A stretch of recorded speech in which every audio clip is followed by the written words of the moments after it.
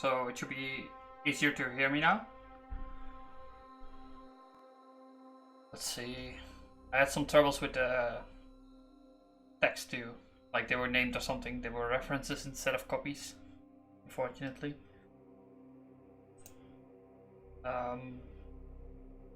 Oh, I saw the stream and I realized that I've become fat. I should run more, but it's rainy now, so can't do it today. Anyway, yeah, what are we gonna do today? Actually, like what we're gonna do now is finish the thing I wanted to start the other stream, but we ended up having a long conversation about all kinds of stuff, which was fun. But we still need to finish it, so let's do it now. Yeah, this thing actually. Well, we made it a bit better. Like we hide the thing if it's empty now, so that's fine. I want to make that form better actually first.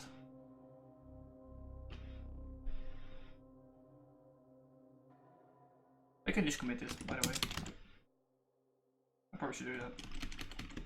I don't know what I do. Yeah. For this.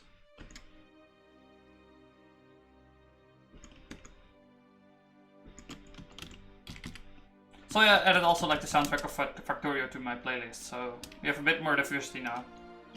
I hope. Also, I should put the music softer. Can't hear myself. Okay, awesome. I'm not even online yet. I did all these things, so yeah. Okay, I think I have everything then. Nice. Okay, hide message widgets. No messages. That's the only thing we did basically. The other thing I did was like make an end screen for Twitch. In the afternoon. Yeah, 2 hours. And we discovered that Scala is in fact its own language. I thought it was just like, well, yeah.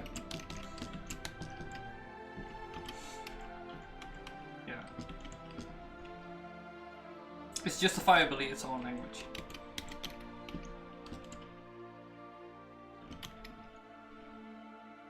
Ah. Yeah, this is where I ripped it. I think it should be fine. I've been pretty lucky so far with YouTube, so that's no problems. Oh, another thing I want to make is actually, once upon a time, I'm not going to do this now, but I'm going to do this in the near future. Once upon a time, I had the idea of hacking Blender to do editing, because Blender has a sequencer. You can edit videos in Blender.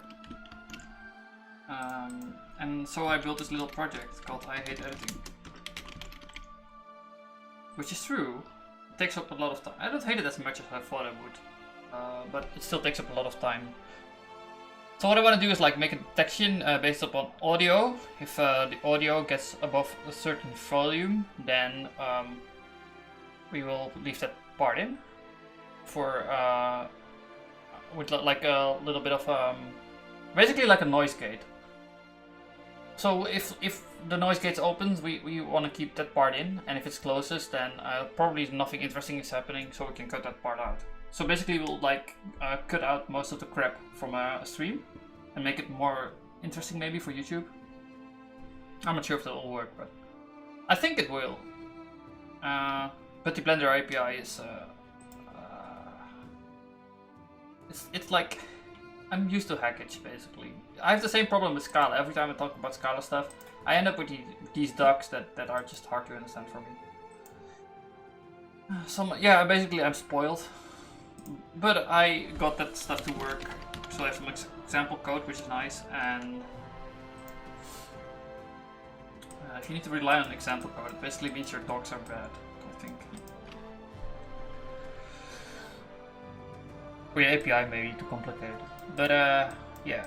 So we know how to like make new sounds, but what I need to do is analyze the sound that are already, maybe the one that's selected or something. So it's like a bit of UI hacking, which is possible, but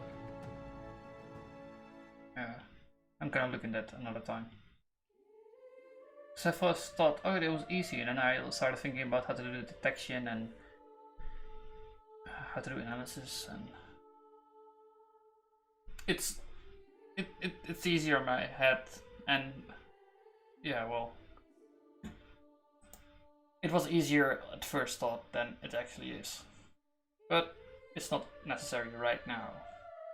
But the nice thing about that is, like, once you have it, then you can basically put it into a script or something and edit the entire backlog into something. Well, yeah, like just throw away a bunch of shit, right?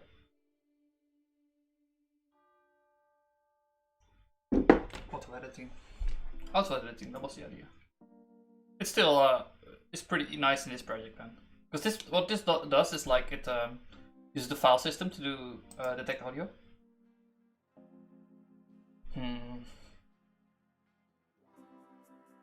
Like it will line up PNGs with audio sizes, so you can automatically make a presentation in a movie format. I thought it would be useful at the time, but I didn't even end up using it. Unfortunately, life got in the way. I should still try that at some point, but not right now. No, we're still building a startup.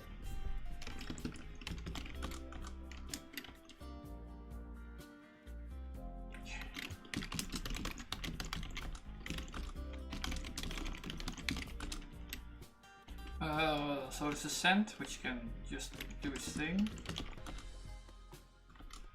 This is run. So I go to the temp directory, which is used for building. I enter the next shell and run. And because it's on the other laptop, I need to go to this IP, which is the other laptop. Apparently it's always the same.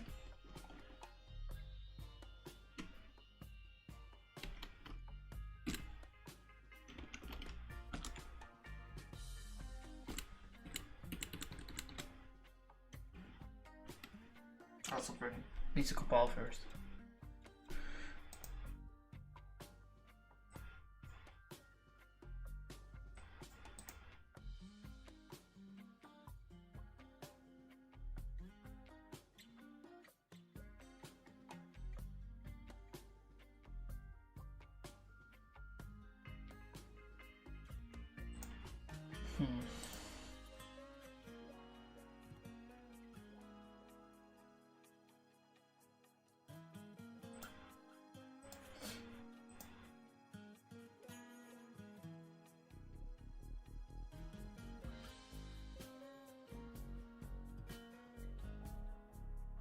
I mean, so some guy on YouTube also commented to my one of my videos I uploaded, which was nice.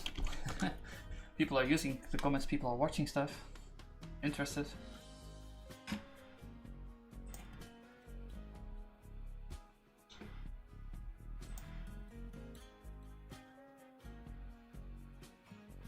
Selling out the Scala, right?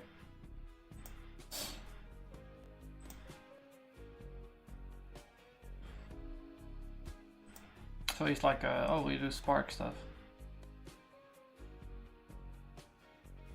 Apparently, a lot of places only use Spark for Scala, and he's calling me lucky. You know, I'm selling out, man! I feel so bad about doing that, actually.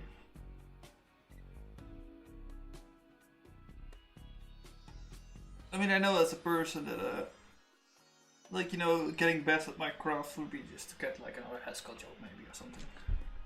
But yeah. I need money short term, so you know. Needs must. Go to Scala.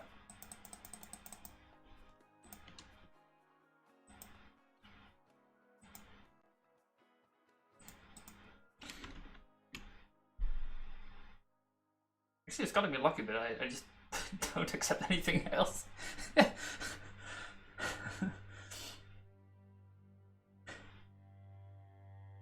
I'm very persistent. Probably the better word.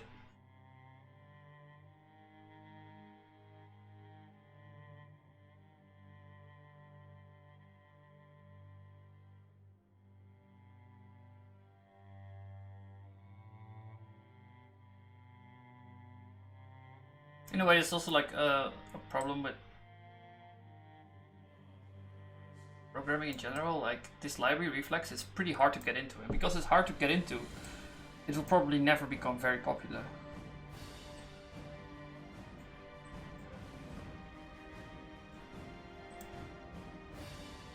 They use a lot of advanced stuff. Even though like it's a really nice design and like readable or whatever, at least for me. And one can say, well, if you wrote it code yourself, but a lot of it I wrote like a year ago, and I can still understand what's going on, so.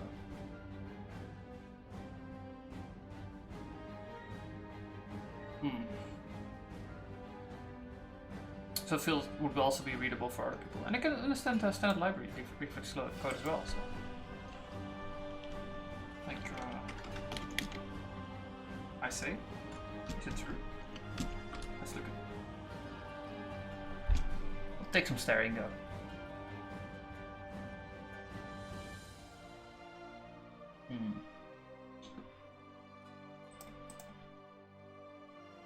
Oh, this is just FFI with JavaScript, perhaps.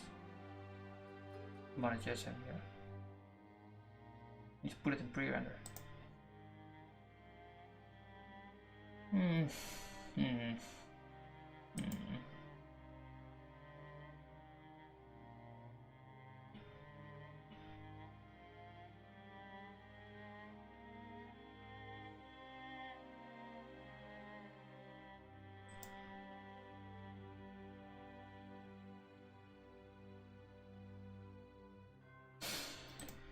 Oh, lift is so weird.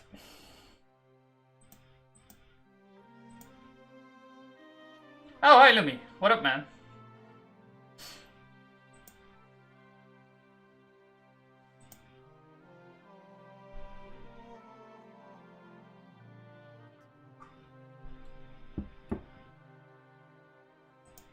I was waiting for stuff to compile.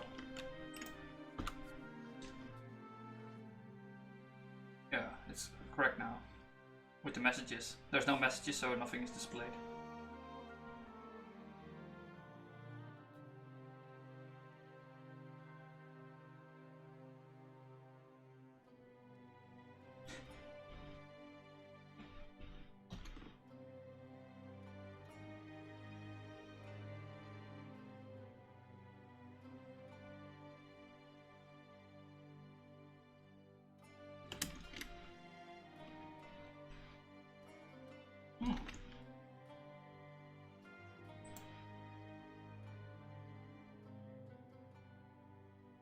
Wrong browser.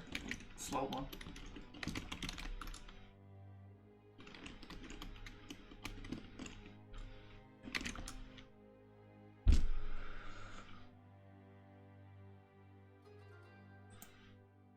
So we need to approve. Right, let's make that. I should be able to approve myself.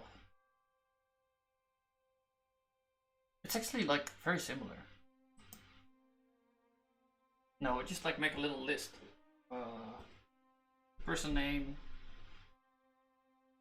break, hours worked. And you can approve or decline. Maybe edit? Yeah, approve, decline, edit. That's it. Okay. Let's go to our design doc.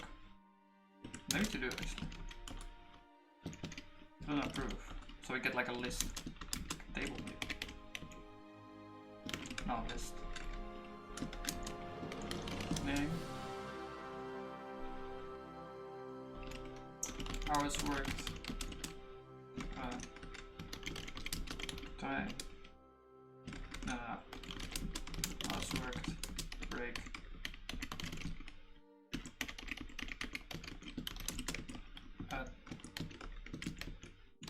Start/end is hours worked plus break. How about that?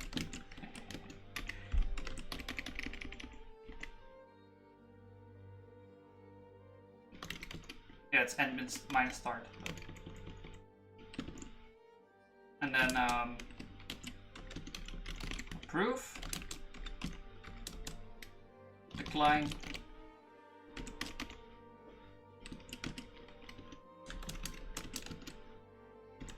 These are buttons.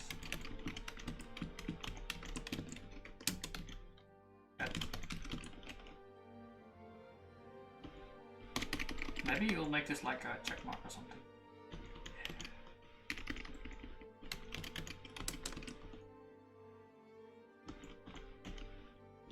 Okay.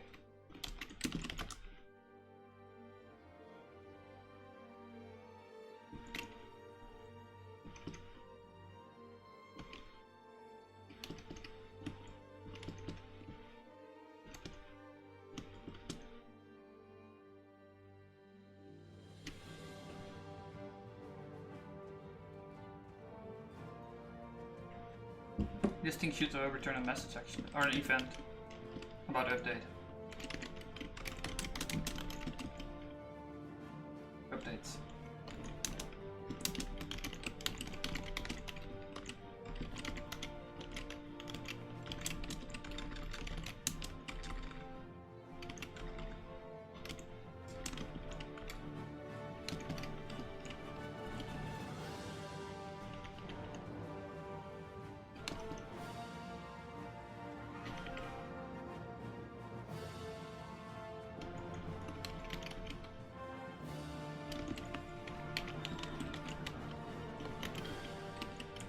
View the first one,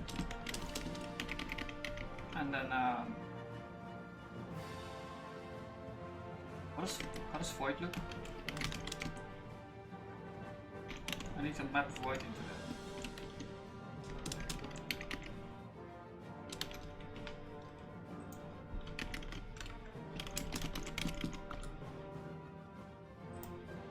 that. No, not title void.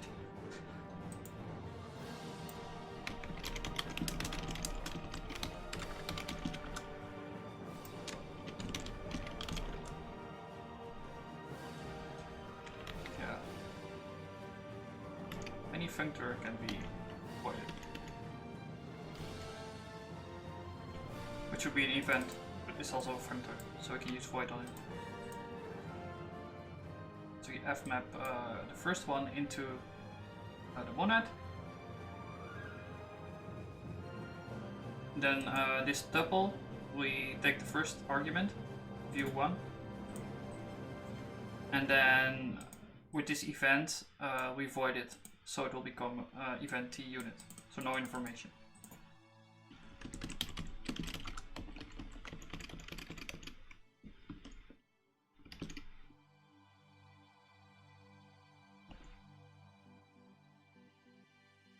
And this is illegal actually, like this doesn't return the event. We can do pure never.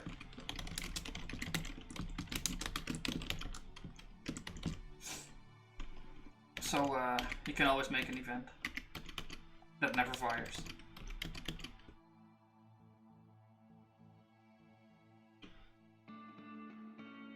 An event is a monoid. Maybe. Like if its container thing is a monoid. Itself is also a monoid. Like it's like it's pretty hard to read the docs because they do this thing. It's associated type and event.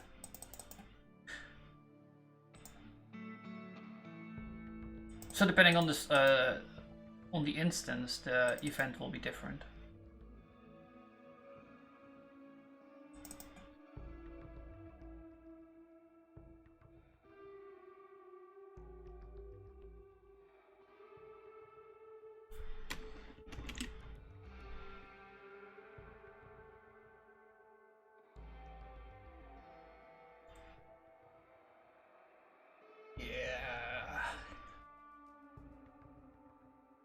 You can have like a pure one, profiled, or oh, it's about timelines. This one is used for the DOM, I believe.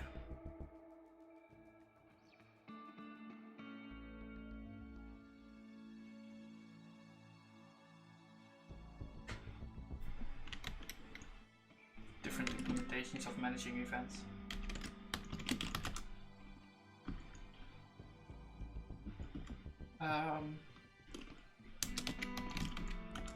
What did we say? can do name.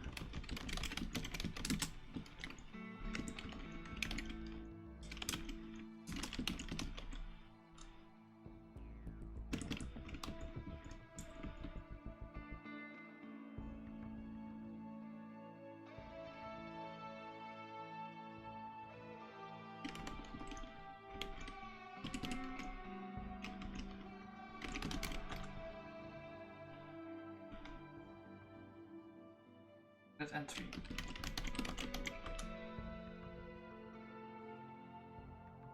Now it's different. This is write out. Entry.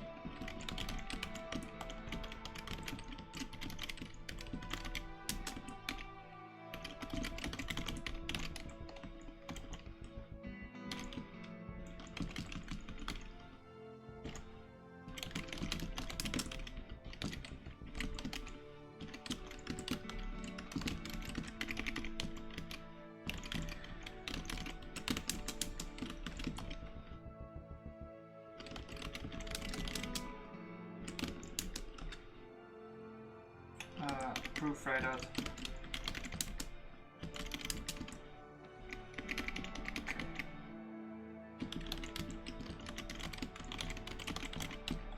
Approve.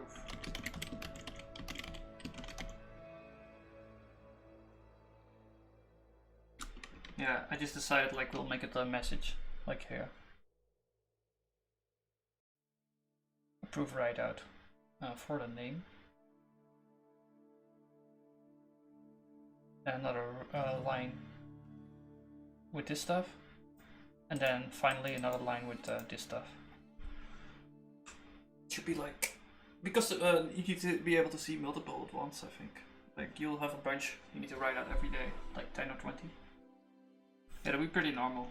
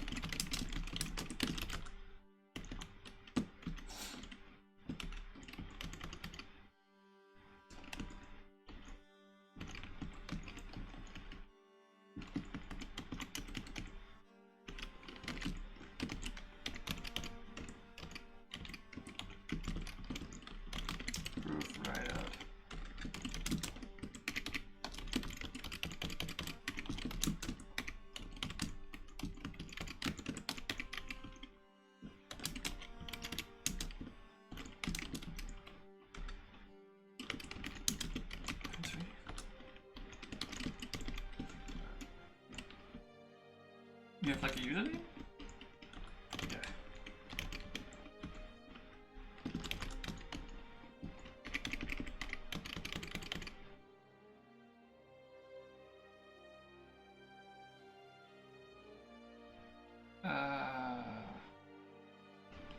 So what else is in entry?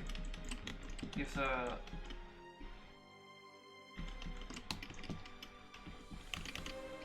okay, so these are entity time right.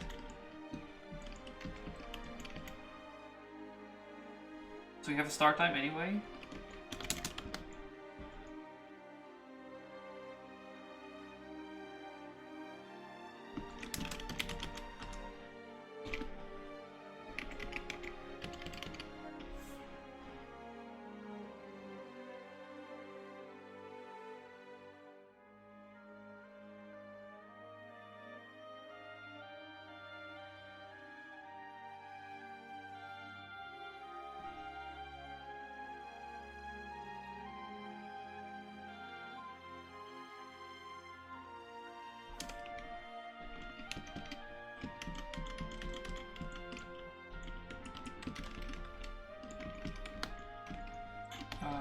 So we have name now.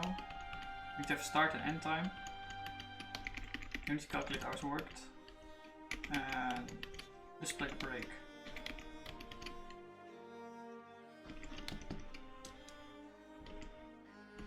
What am I saving?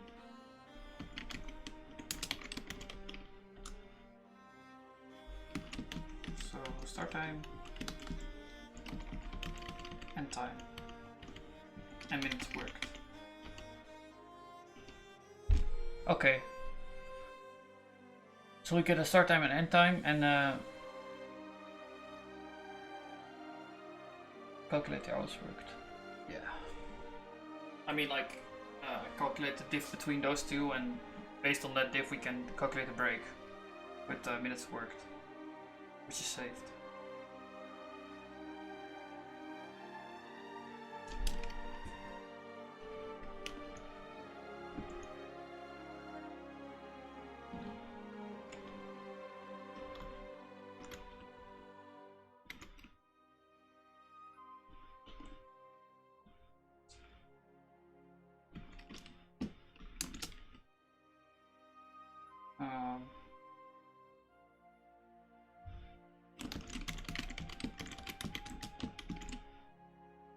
Local time.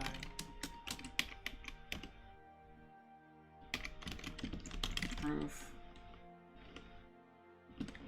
Right. Out. Back. Line. Start time, end time. Maybe end time. No, it's always an end time.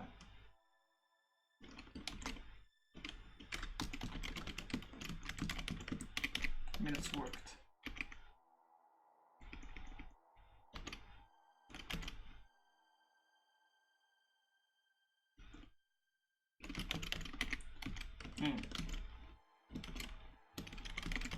No, we're not gonna do that. Let's spread a match.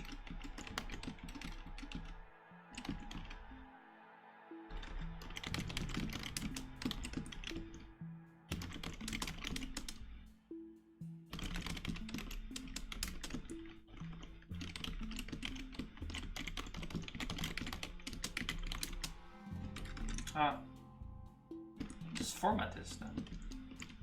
I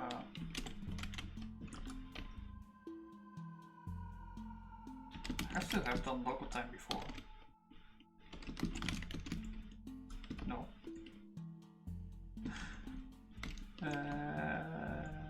Month, year.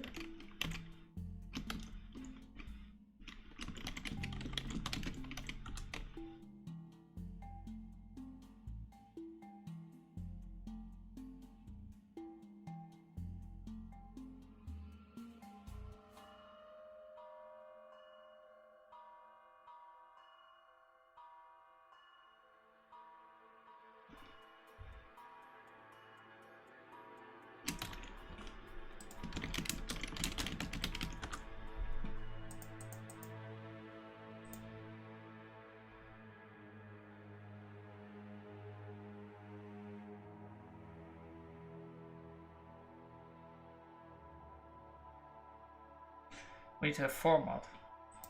Yeah.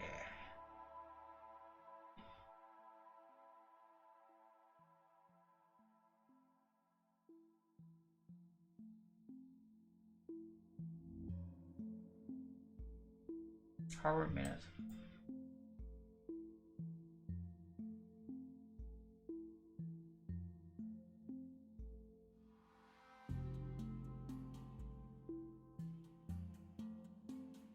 Yeah, R is pretty good.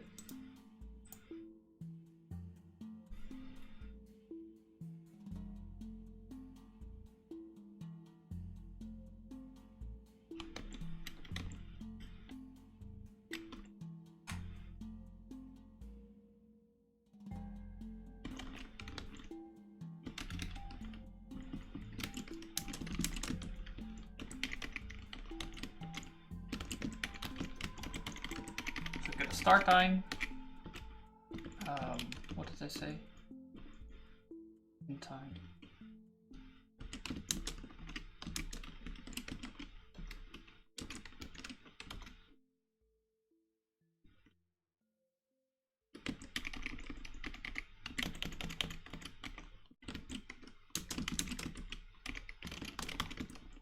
And time is zero space. was thinking maybe if I rename this or make like a no. Okay. No, I can do this. I can do this. Okay, I can just do like L format. Now I can copy paste easier.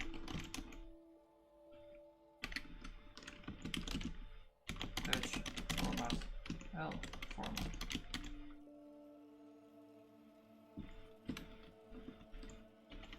Same with English format.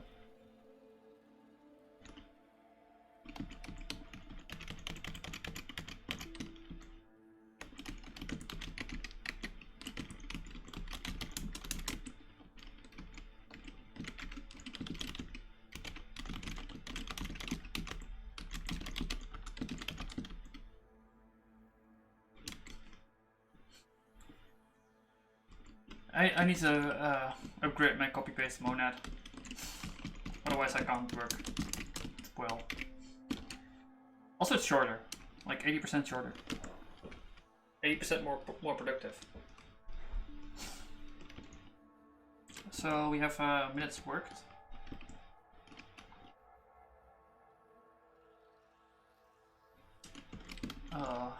Work. I bet we have like minutes worked already somewhere.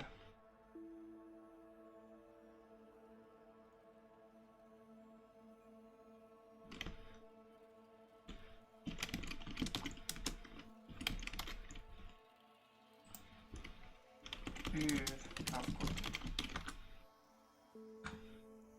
Input.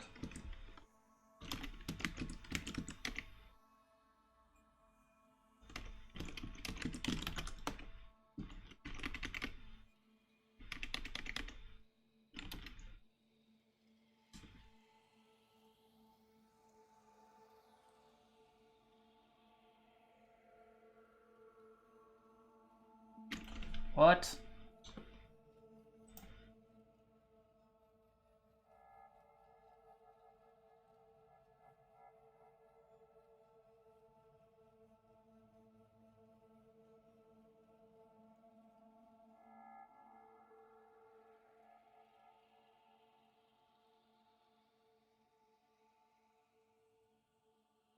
Okay.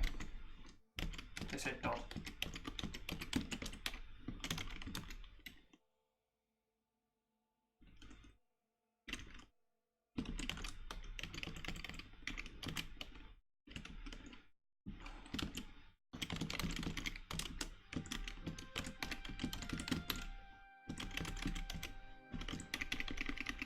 So this is hours worked. Total hours worked.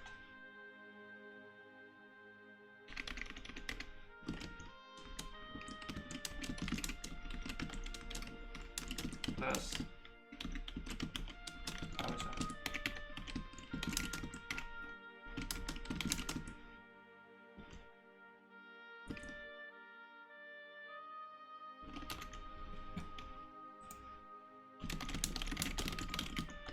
Can I like use it as numbers?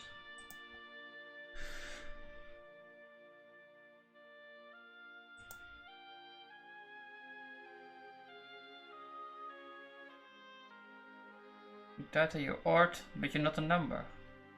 Diff local time. Nominal diff time. Look at that.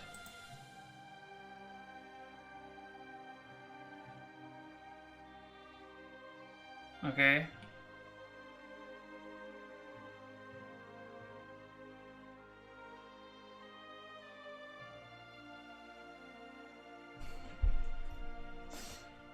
Nominal diff to time to seconds. You get a pico.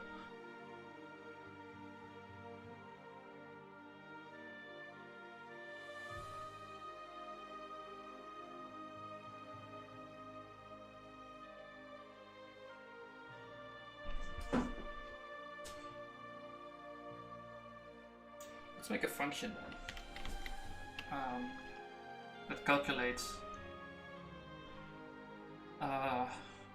total work time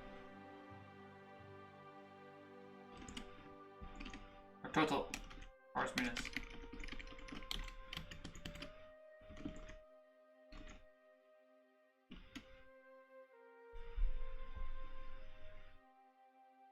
calculates the break based upon start end. Yeah.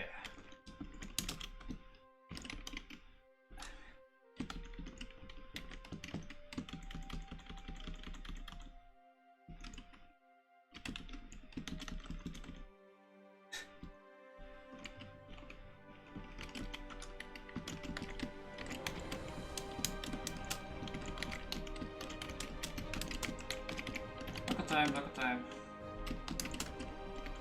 Minutes worth.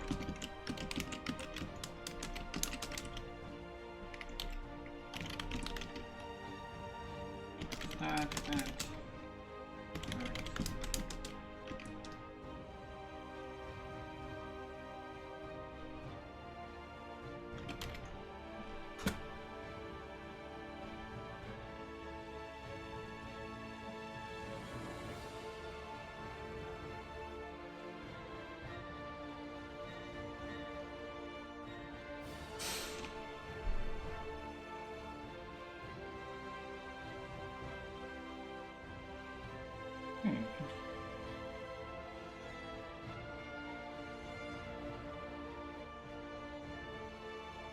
right, we need to use diff local time. Alright, A minus B. A minus B. And start.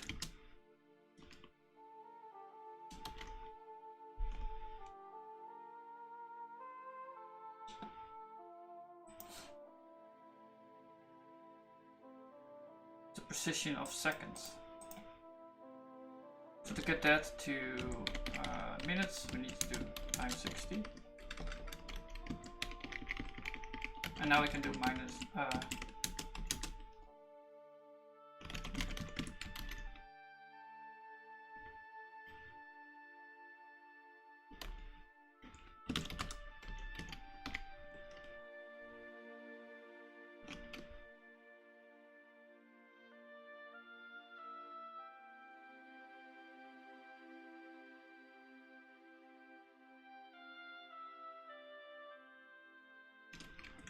Variable not scope, diff local time. You import data time.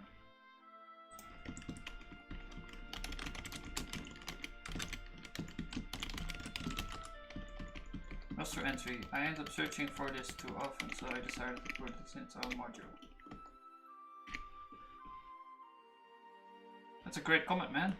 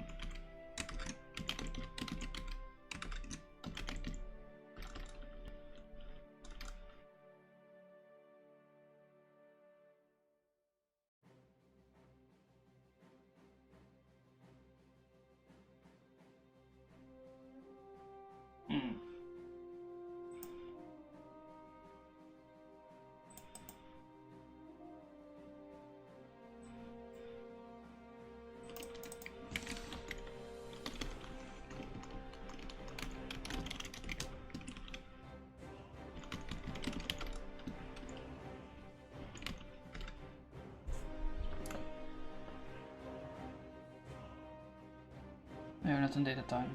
Yeah.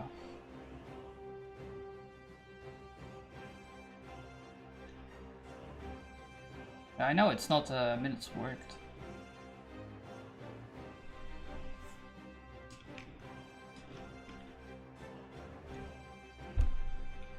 It's like I thought data time just exported everything, but apparently doesn't.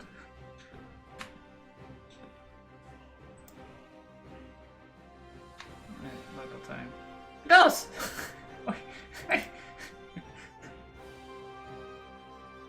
Eh? Why? Look at. I think I have an old version or something. Well, I know I have an older version, but.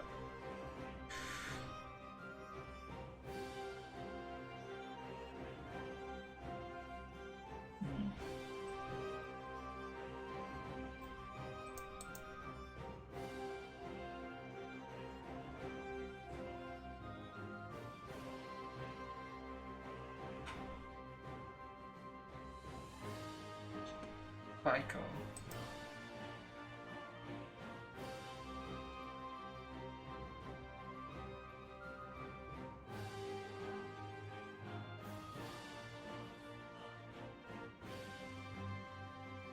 Do you just truncate this or something? These are fractions of seconds.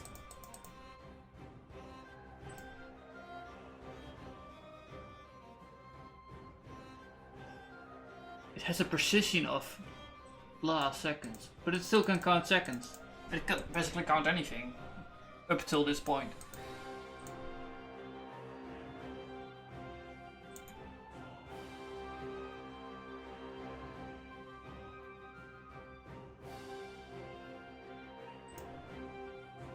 It's very precise.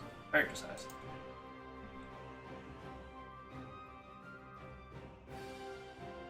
What is...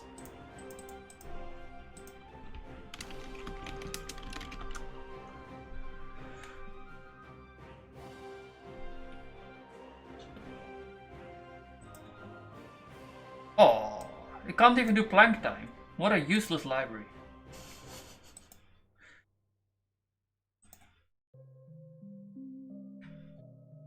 Should have gone to -44. Then you can always use it in any situation ever.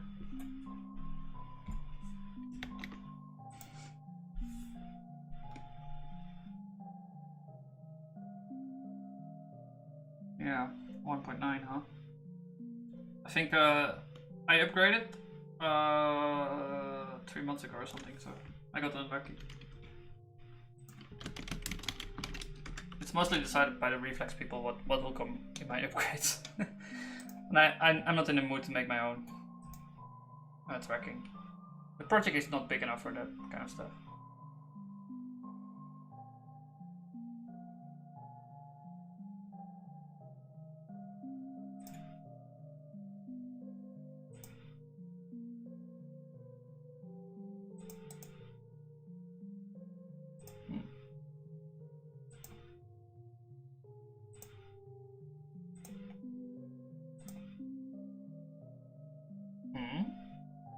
What version am I on?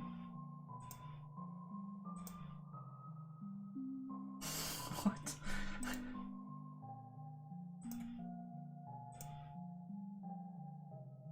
Okay, I don't know.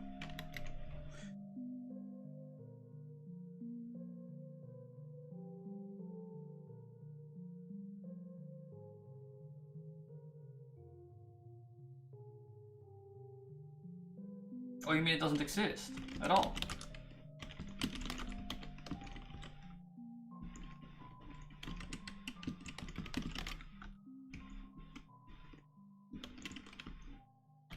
Very bad, I need to copy again.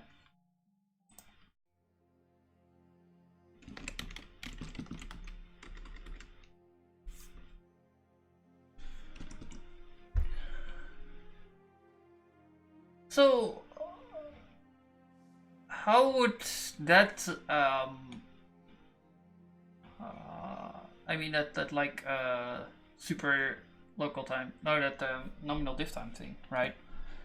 Which is pretty amazing and whatever, but what am I trying to say? Am I an ancient version? I'm an ancient version.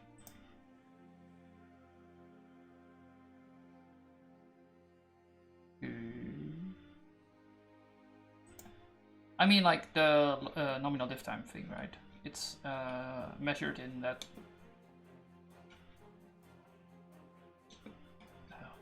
Well, yeah, it's the one I want, but diff local time.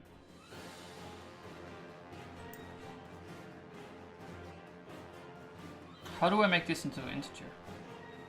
Can I just truncate? Does it truncate?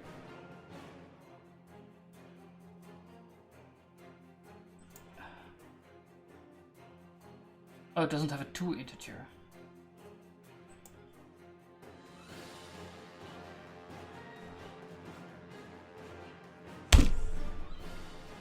Mosquitoes attacking me. What is this? Nominal data. Data? What is a data? fundamental default.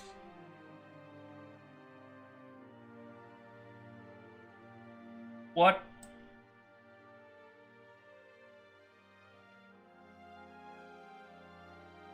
Generic programmer do not necessarily need to use the ingenious default primitive, but rather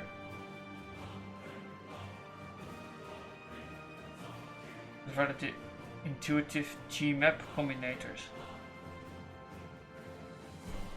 Are you just putting feathers upon your own house? A generic programmer does not necessarily need to use the ingenious default primitive, but rather the intuitive gmap combinators. Like, they're amazing. I get you, man. It's completely by means to query top level constructors. Completed by means to query top level constructors. Turn constructors represent the proper terms and to list all the data type constructors. This completion allows us to serve generic programming scenarios like read, show, equality, blah. Okay. It's some generic stuff. Data. Oh, this is the scrap your boilerplate stuff, right? It's the old way of doing generic.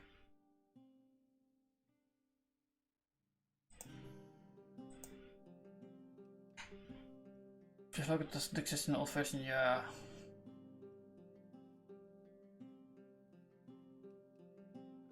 That should be easy. What's my version?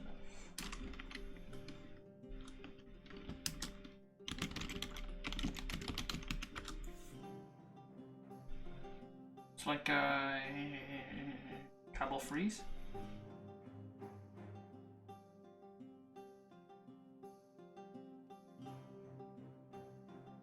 What time to get to see?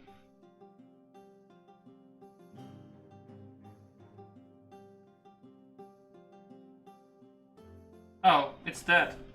Did you just copy that from the thing?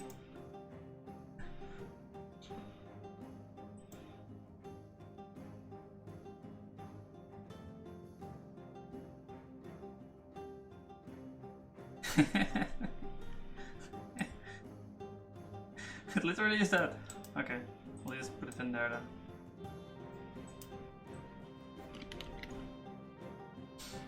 I'll just add a note to myself that I should get rid of it later.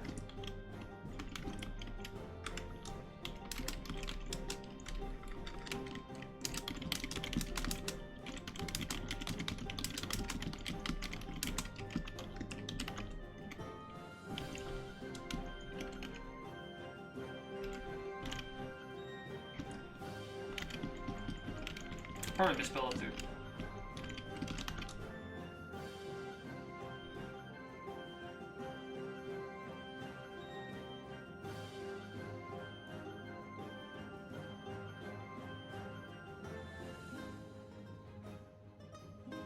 Yeah, so now we need to make an integer out of this nominal diff thing.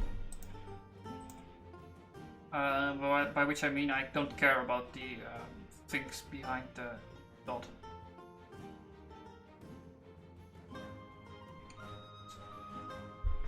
I don't care about the fraction at all, so I just want to truncate.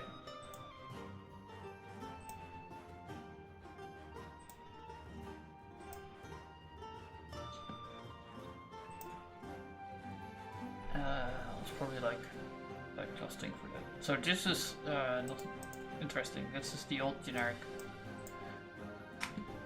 Okay, from integer I want to have two integer. I want to have from integral maybe. Floor integral. Oh, look at that! Look at that! Truncate. Don't like some implementations. Well, whatever. Can truncate. Get a truncate.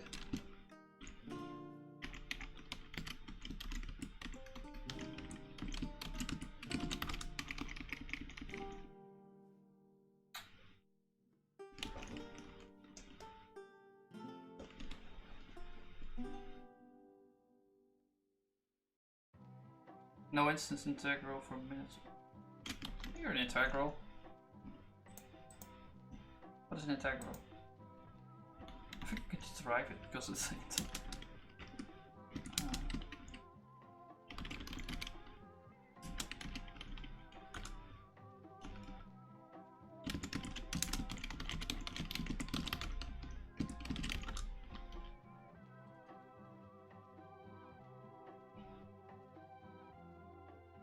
I think all this stuff is fine for int. Yeah.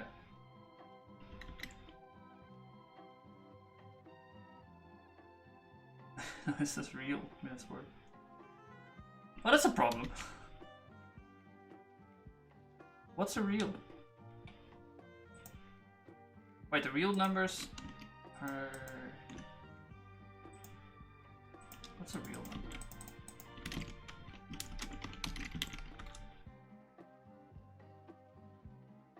Is a value of continuous quantity that can represent distance along a line. Okay, yeah, probably also real. Needs to be a num too. With which with I also agree. It's also a num.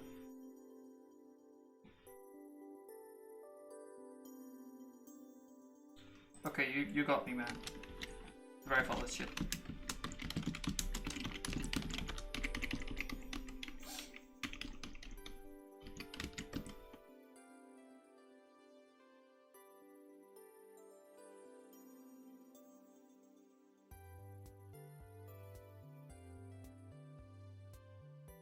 Enum. I think you're stretching it now. Yeah. Is it int and enum? Apparently.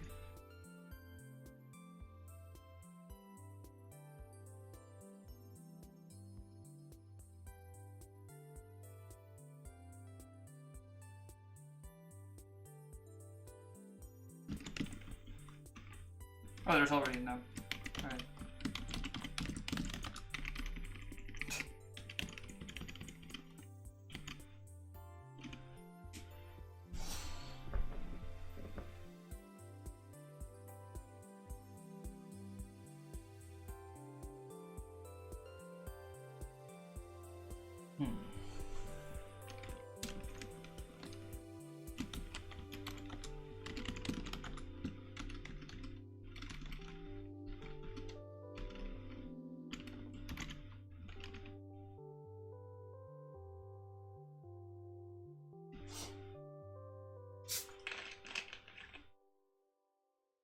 I was thinking maybe tomorrow I can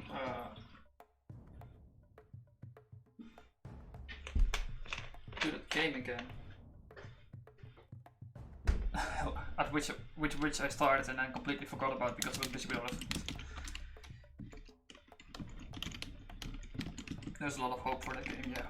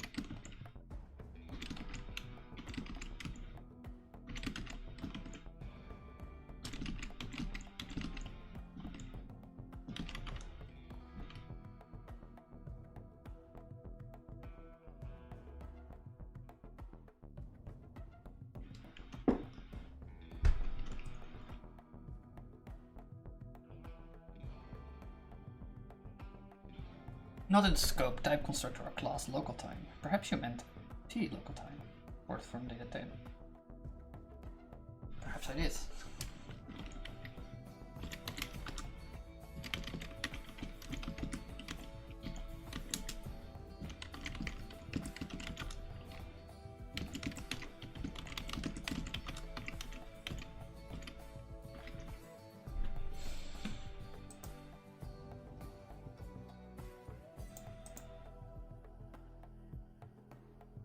Couldn't match expected type T day with actual type T local time.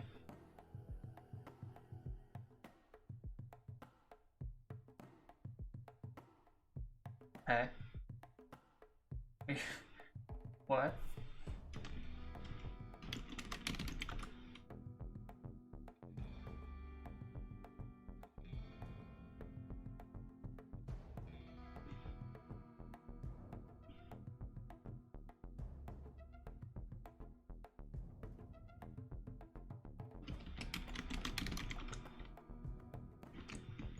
Oh.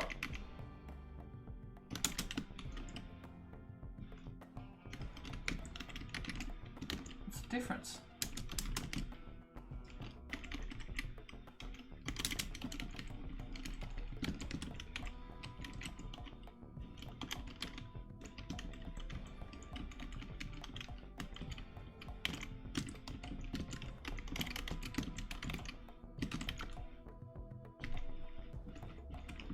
Oh, it's default, right.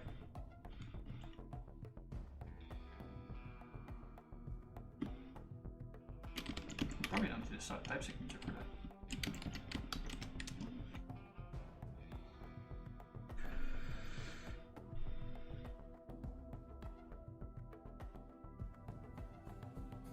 Probably without the scope, cock break. Perhaps you meant recock break. Yes, perhaps I meant that.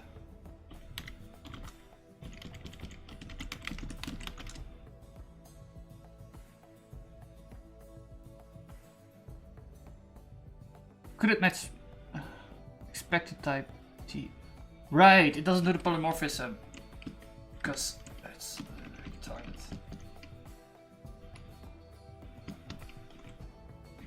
Let's see, Dutch format.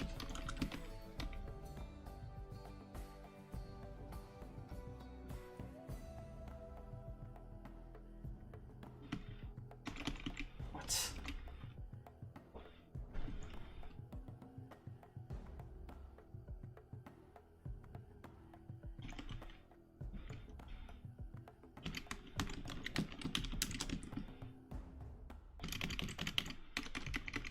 Let's just do it for it then.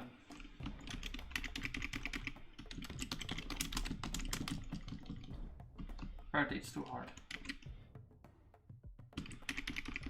I'll just delete this. Wait, this doesn't make sense. How did it get...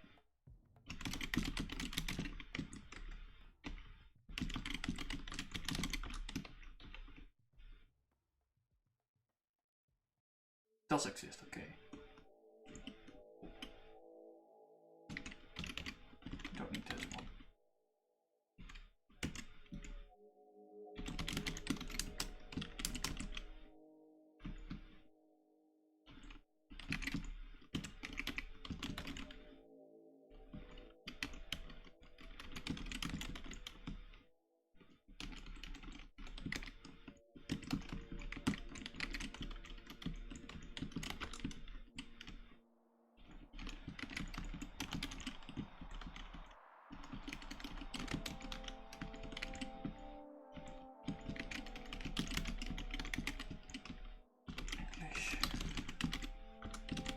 There we go.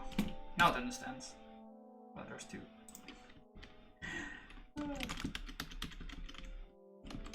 This is why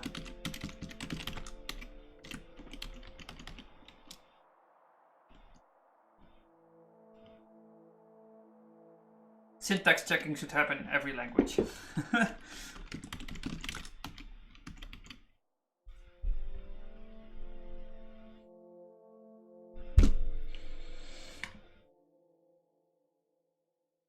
Could it match type 3 minutes worked with actual type T local time?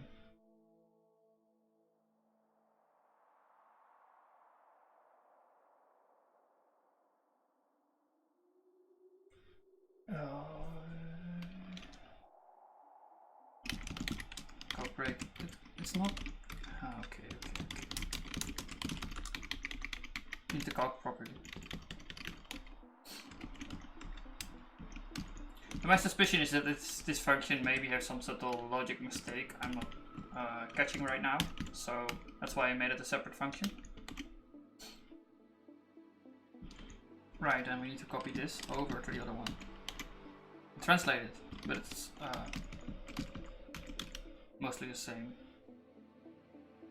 exactly the same, probably. No, we need to say no. Break.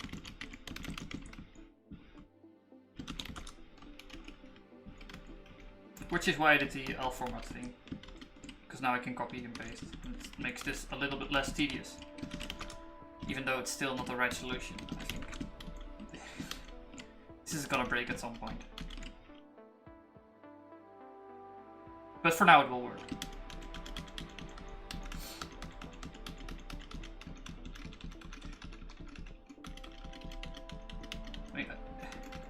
Making these kind of decisions of keeping crap code around.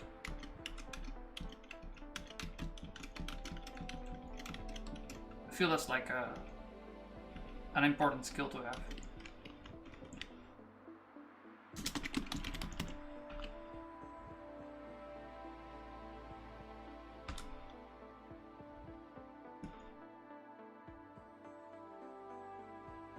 Variable as a scope, username lens.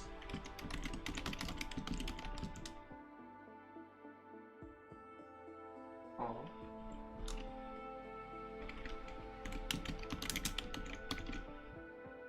Just import it.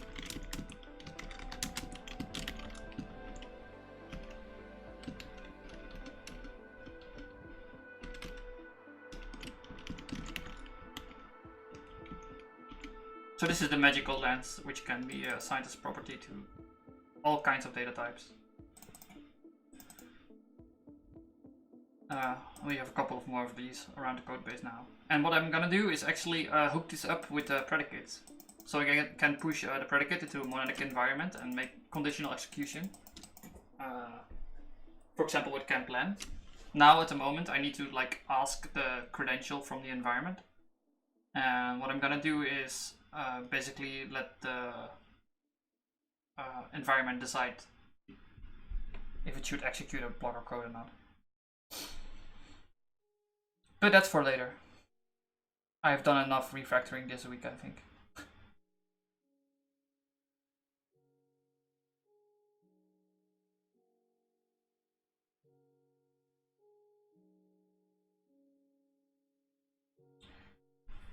Right, it compiles. So, are we happy? No, I didn't use it. Great. So what we want is, actually instead of that, we just want to do text. Approve write out blah. In which we will just put all the techniques. So start time, end time. And here we run into another snack because that thing is maybe, and we need to know if it's available for sure.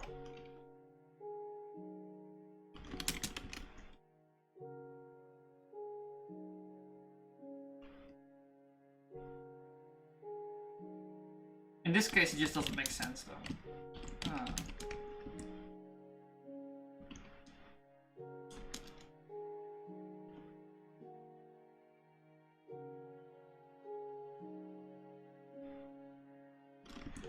So the thing we can do is using failing.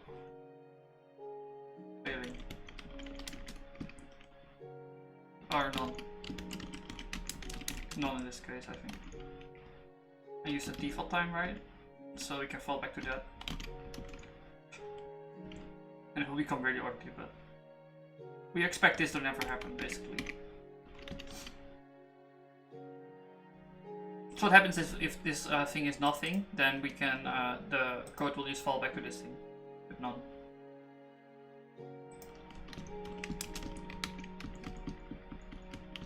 And we'll do end time. So the end time will become local Monday instead of what it should be. But actually, it probably means a bug if this is nothing. I probably should actually do logging or something. I don't know. Well, it's pretty obvious if that happens. I mean, in a client, you see it being some weird date, and the calculation will be weird, and everything will be broken. So we'll just do this. Yeah. I wish at this point that I had like Raven.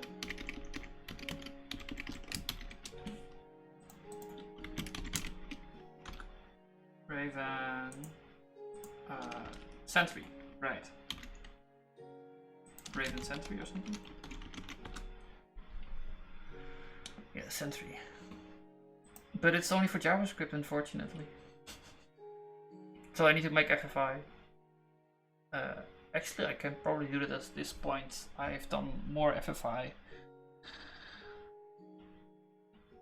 And the API is not that big.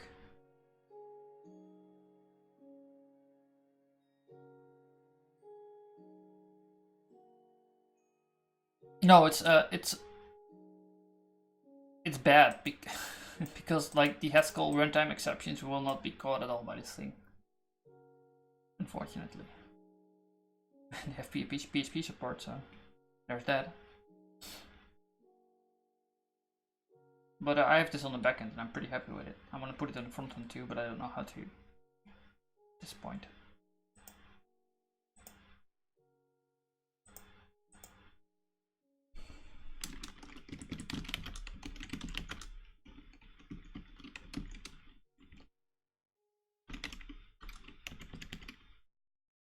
What's the other one? Break. I can do this.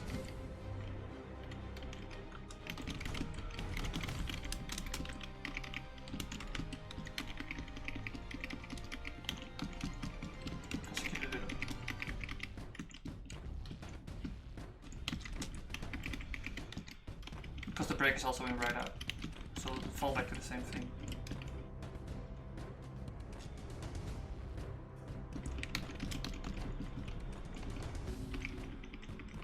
Our work time, yeah. That's it. Variable has the scope. Work time, right. I don't think it imported entry at all. I'm thinking, why did you have new types? But,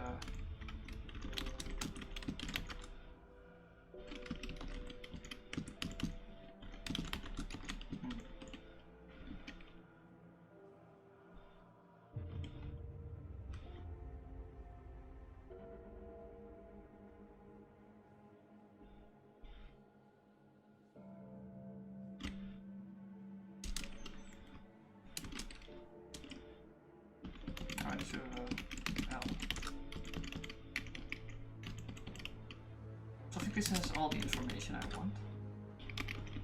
Yeah, like approve the client. So you can make the request now. Buttons. Okay, edit is pretty trivial. We just open a model form.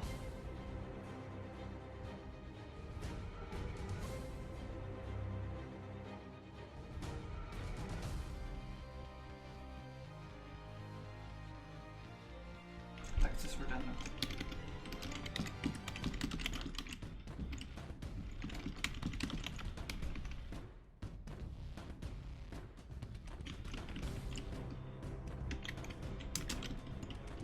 Let's see what you have in input. Actually, did I upstream that at all?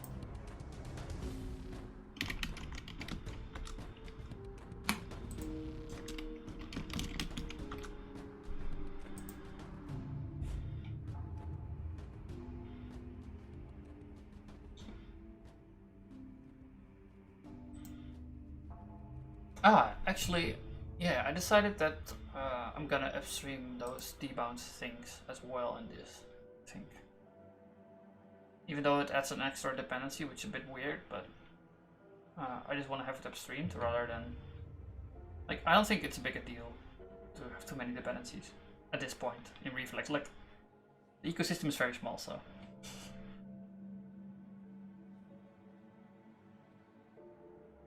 Yeah.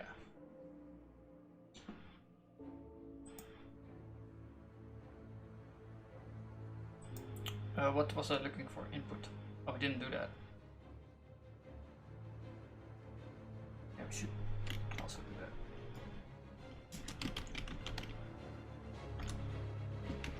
Problem with input is Most of it is language. So at some point it will be dependent on language. For some reason. Or like, maybe with some message.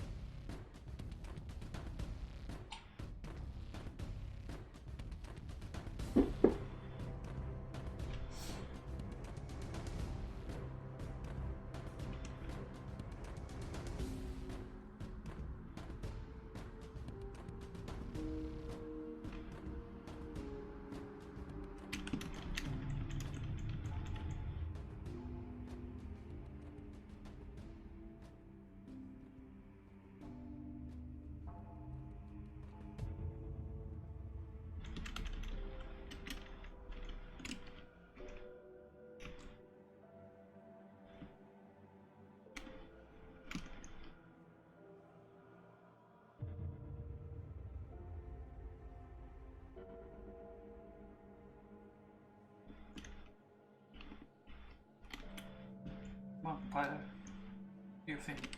What was I looking for? Oh, the buttons. Like, I want to have a button group.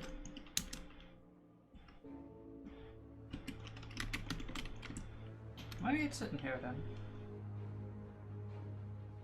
Still no.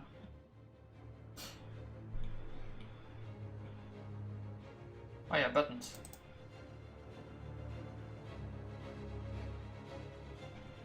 Should look at how Bilma does that.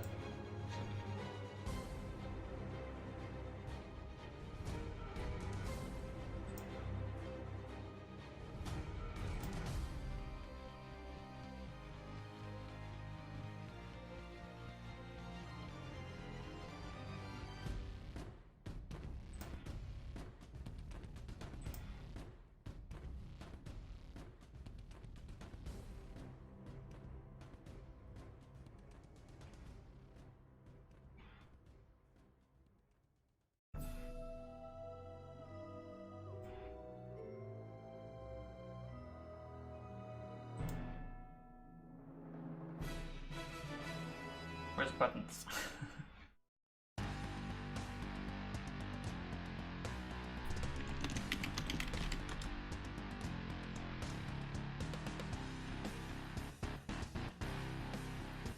If you only need a list of buttons, try the new buttons class.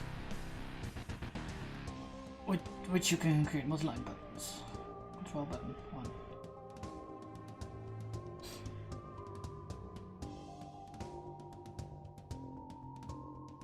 Oh, that's nice. I need like 2, 3.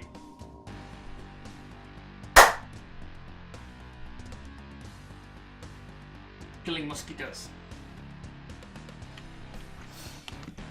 Feels good.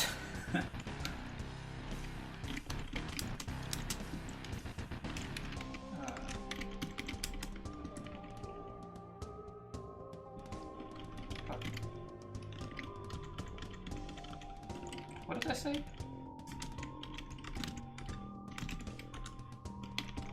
Approve the client edit.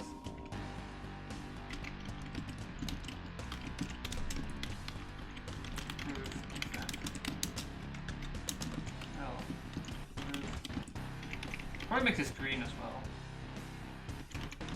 This one red.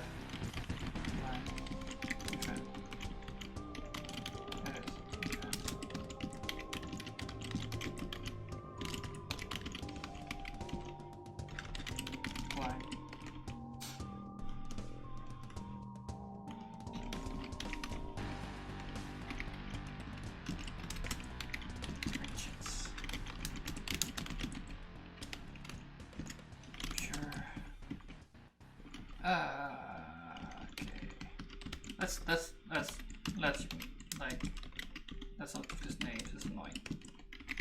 Who needs names?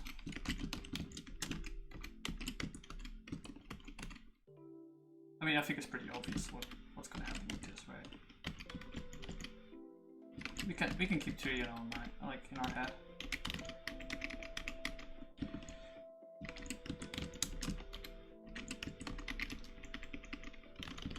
So what happens is this tuple will become a function like this. 1, 2, 3. 1, 2, 3. And we put this, so the first argument, this one, will become, the result of that will become 1. And then the second one will become 2. And the third one will become 3. That's what like the applicative thing does, the spaceship. But like I said, we don't need names. So you can see it's very similar to what do does, but without names.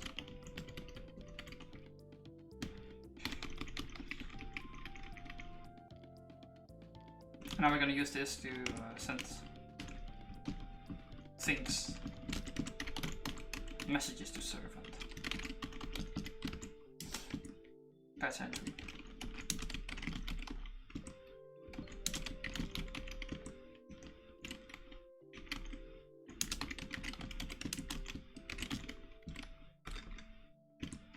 Okay, I lost my cache. There we go.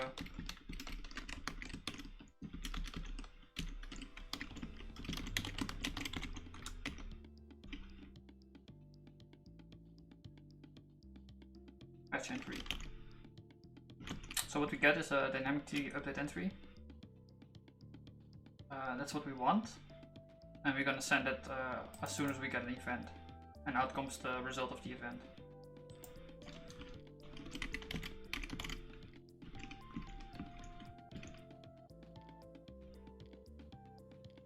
But actually we already know about our entry.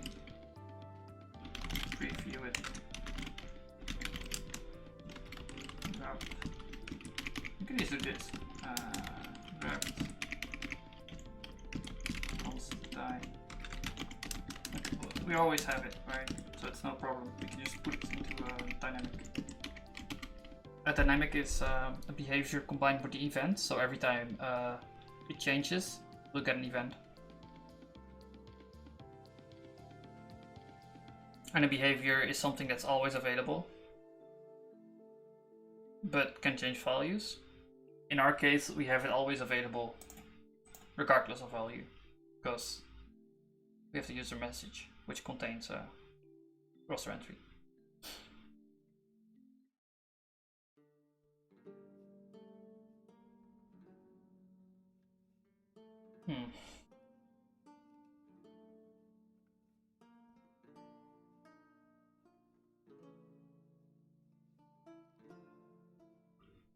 So wrap to create the update, and then we need to set the roster entry for approve. Oh, we just change the status. Okay.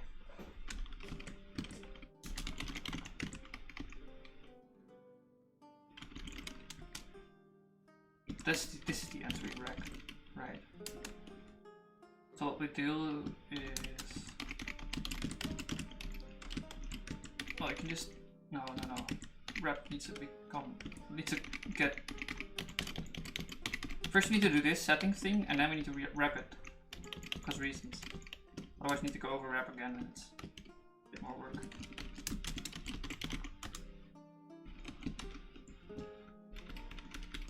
So let's see. To get into the time right thing.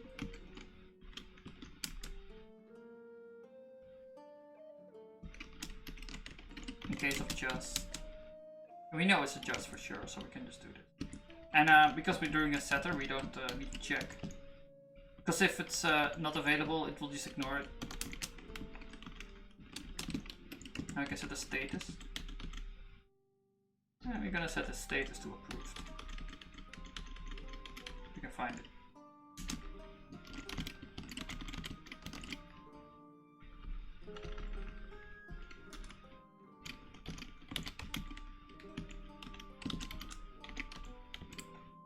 We can do this with the first action.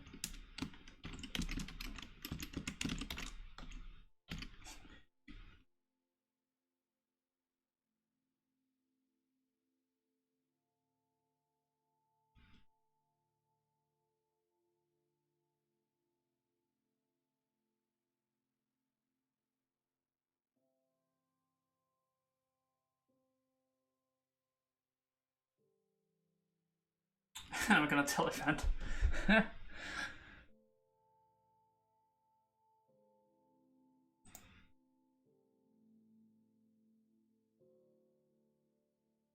And we're also gonna return a result, so it will refresh. Oh, we haven't even hooked up the refreshing stuff. We should do that too.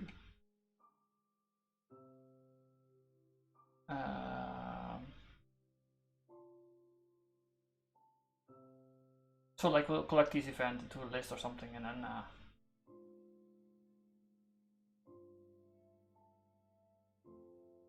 oh no, it's not a list. It's just a single event. That's fine. Yeah. We'll be a bit slow and dumb, but that's fine.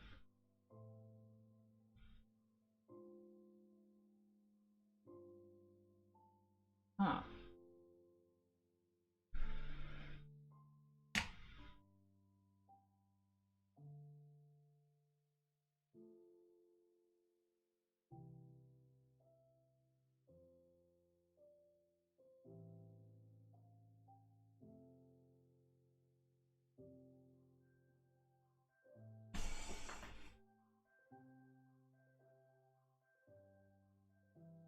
I can't find the messages.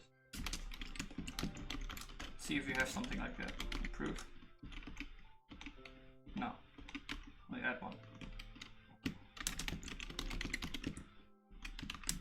Decline. I think we have added though.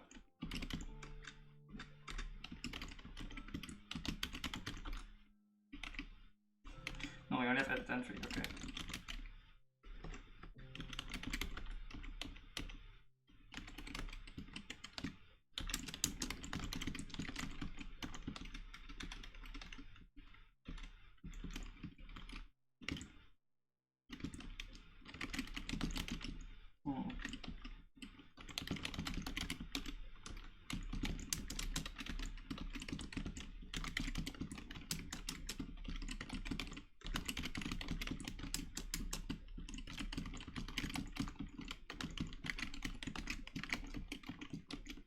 Oh, that's in English, right? I wasn't thinking. I need to translate. Ha ha ha ha. Goed. Ab. Pas ab. Approve.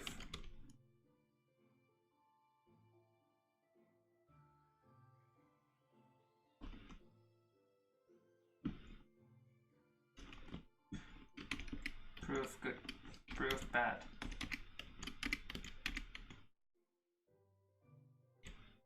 Change it or something.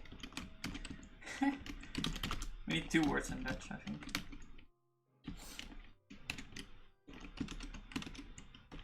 I was just like considering how in English it is in our case is 1 word, and in Dutch it's always 2 words.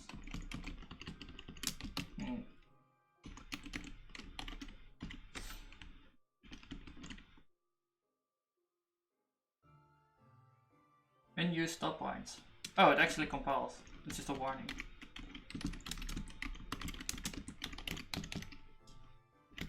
Yeah, we're gonna return this then.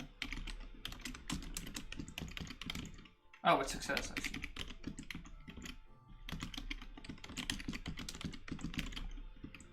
With success, we're gonna return that.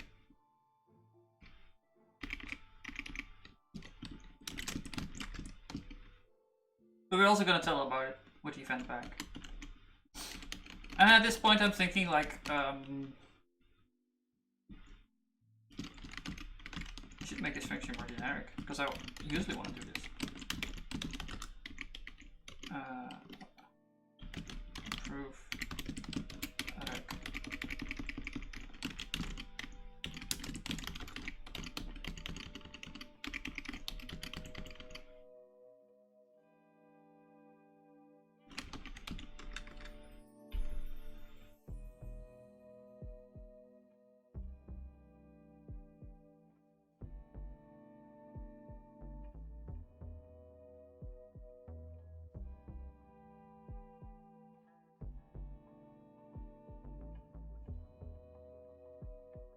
Oh, we still need to clear it, right?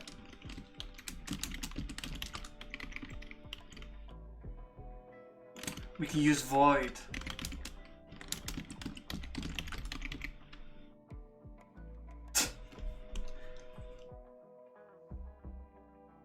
Did I seriously make this void?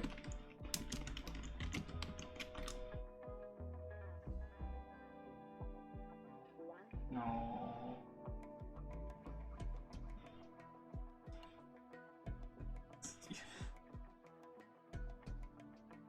Used.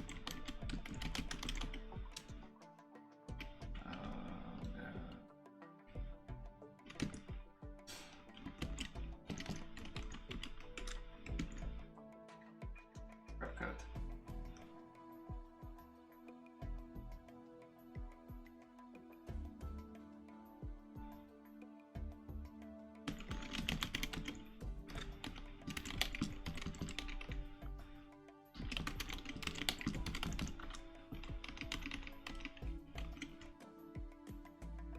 Couldn't match expected type event T servant.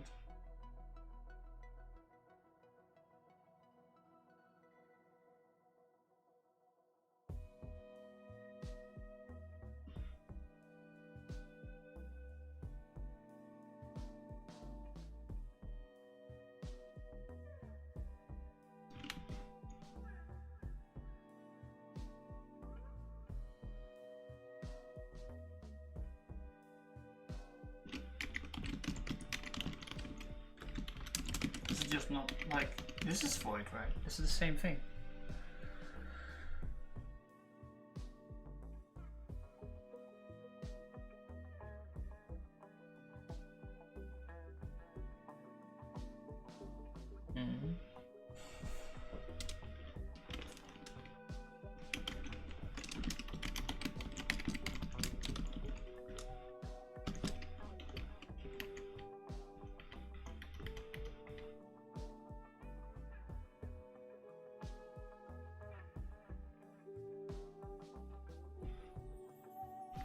Actual type roster. Oh,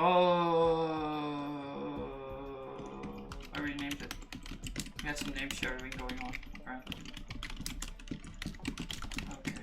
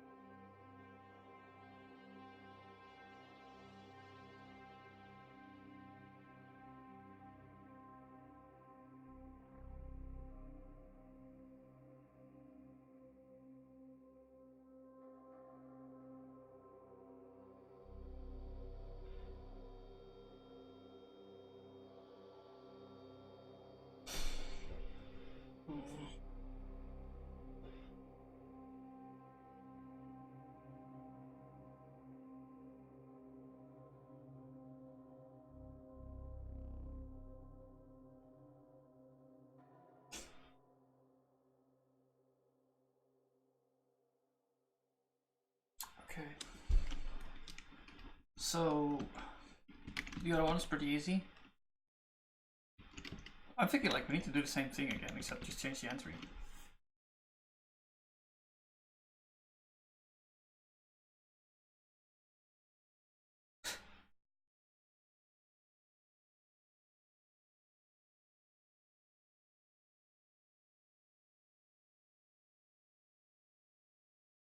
Okay, this is what we do. We fix up. Okay, we're gonna. Okay. Highlight. We're gonna put the value of what we want to do inside the event itself. Oh, we can't do that because it's creating a constant.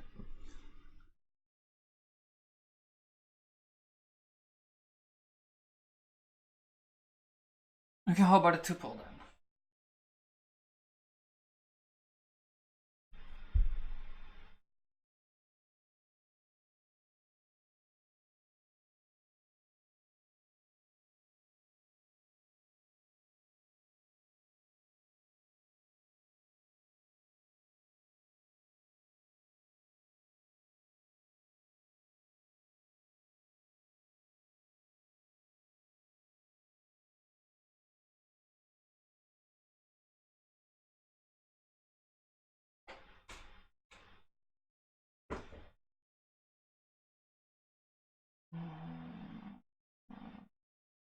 Okay, I'll make a function out of this then, which returns yeah, the success event.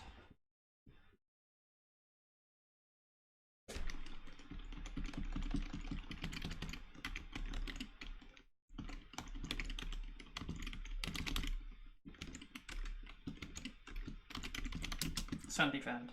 It's the same as this one actually. Oh no, it's the same as.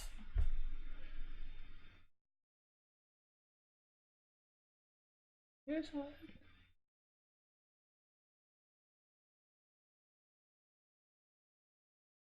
No, this one neither. What happened to my music? To babysit my music.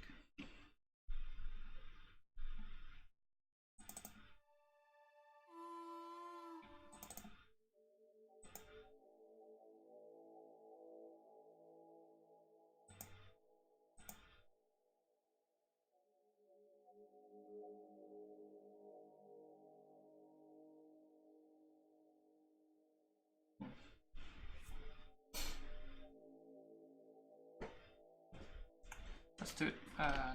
Keep this. I'll make a function.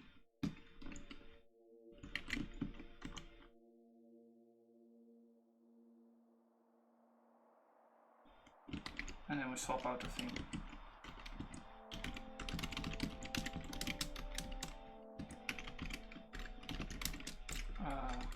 Rec. No, not rec.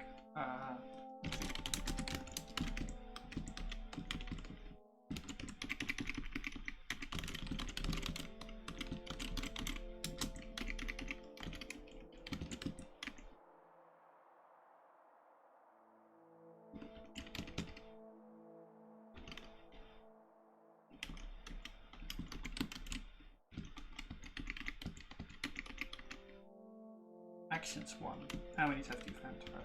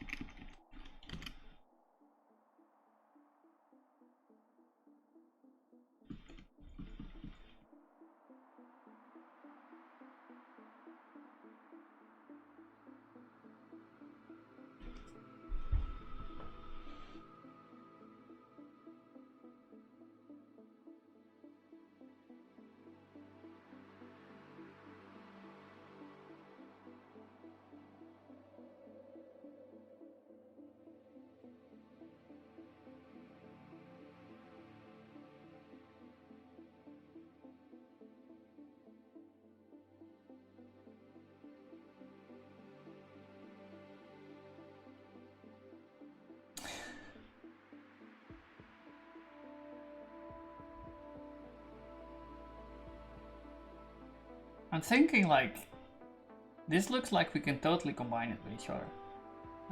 Like the tuple, replacing the tuple with just basically a sequence of monads.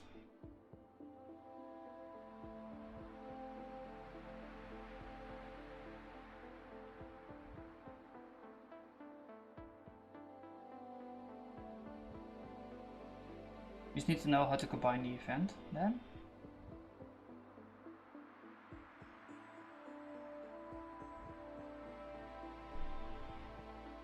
I mean, the function we have is we'll get an event t unit to m event t unit.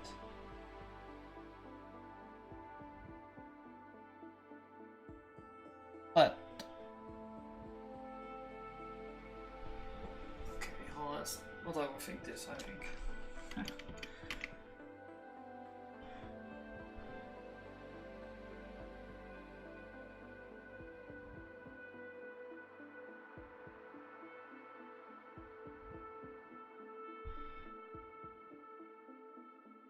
We can do this.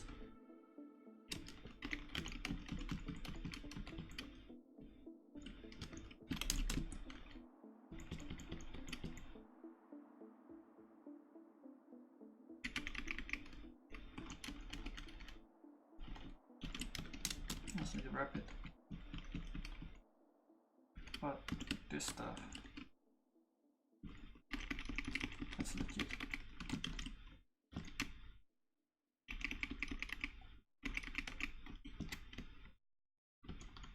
What I mean to say is that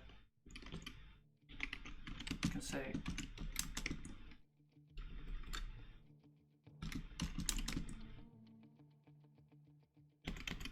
button approve get an event out, and that is another monad.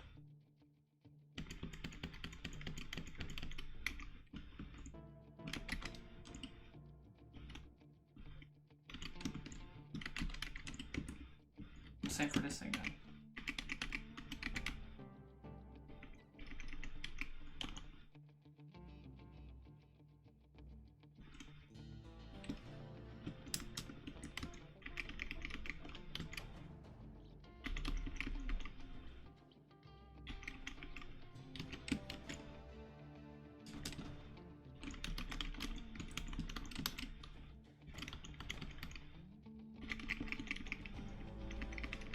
There you go.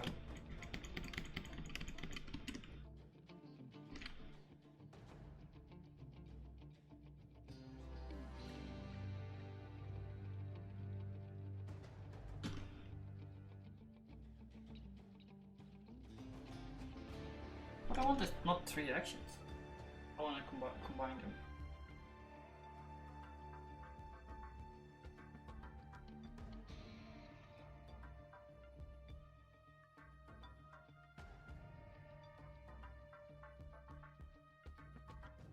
We can do that with the lens.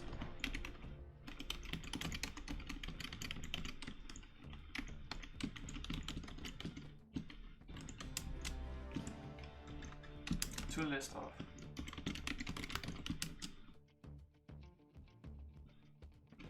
To first.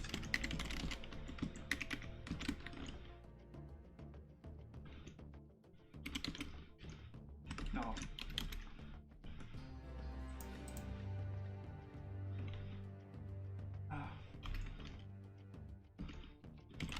Tuple to list.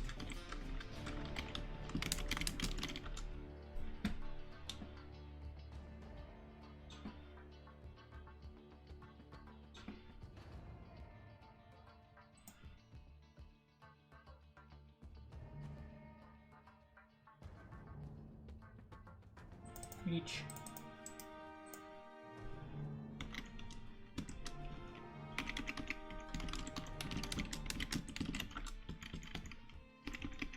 There you go. We had a tuple and now we have a list, and we just choose the leftmost. We still need to do the button though.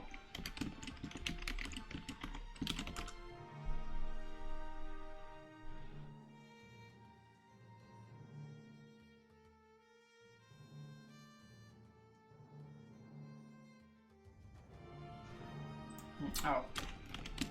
Precedence.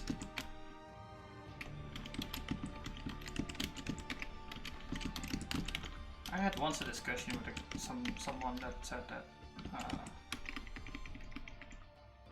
learning precedence is part of learning the language, but I still don't know. Like I confuse this stuff all the time.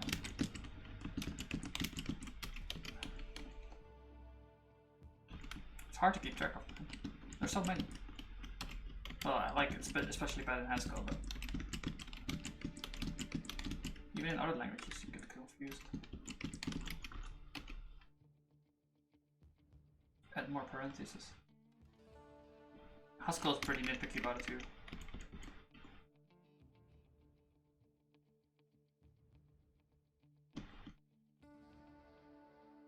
Actually, I'm pretty happy this works.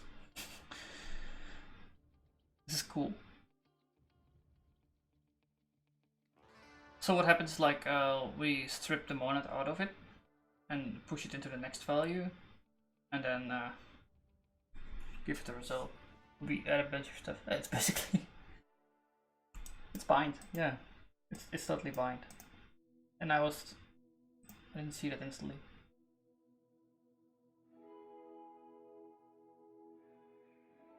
So we still haven't figured out the edit button.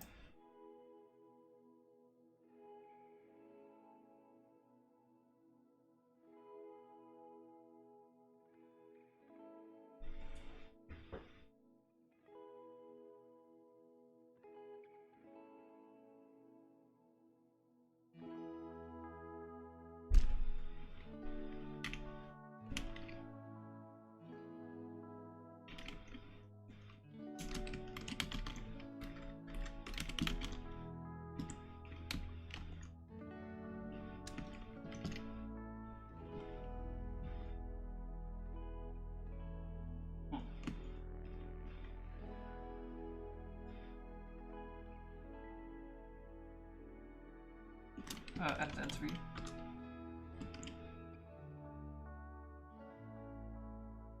Just a work widget. Oh, I just need a raster entry.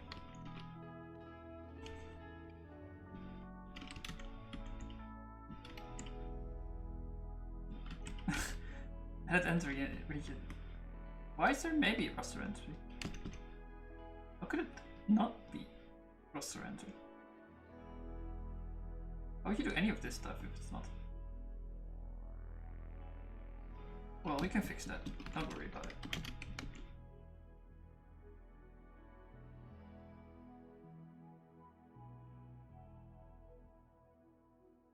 Oh, we need to put it in the event. Oh, we can do this. We can totally do it.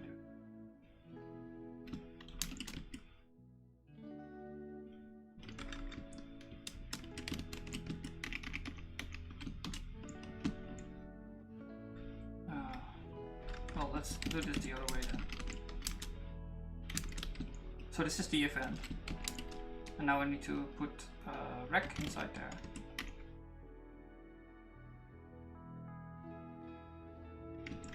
Basically just override it with just rec. X.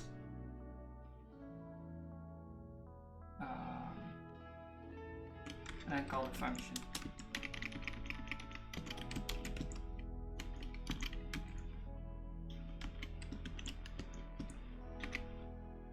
There you go. You have pop-up.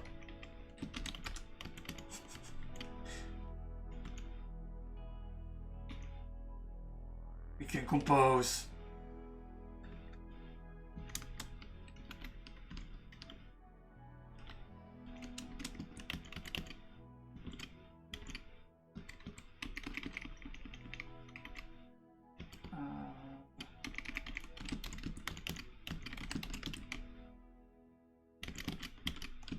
Obviously.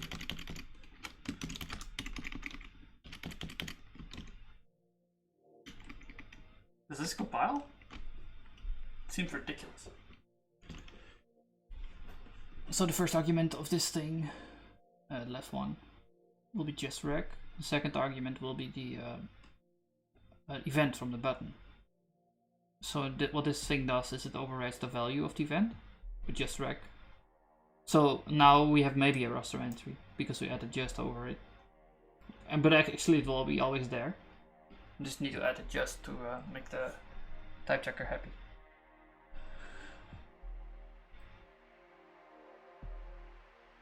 And then again we just use the bind thing to compose these two things together.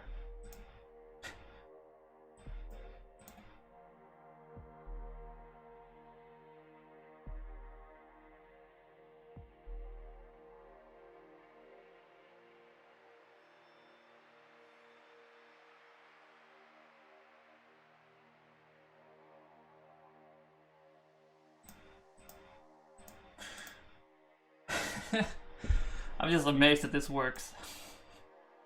Just make a tuple out of it, it's fine. And then get rid of the tuple with each. Now it's a list. You just take the leftmost.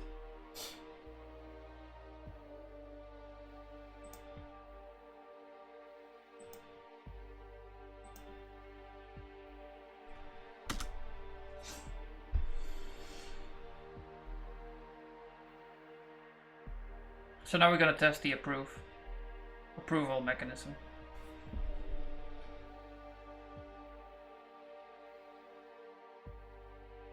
But what could possibly go wrong?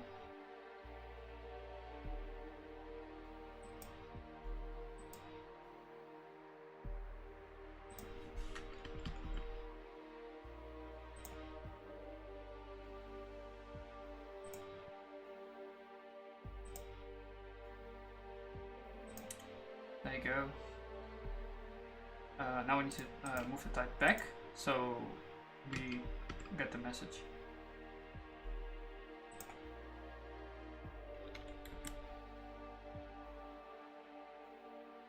So now we can write ourselves out. We should fix this, by the way. Start time, we know that. I don't know why it's not filled in, but...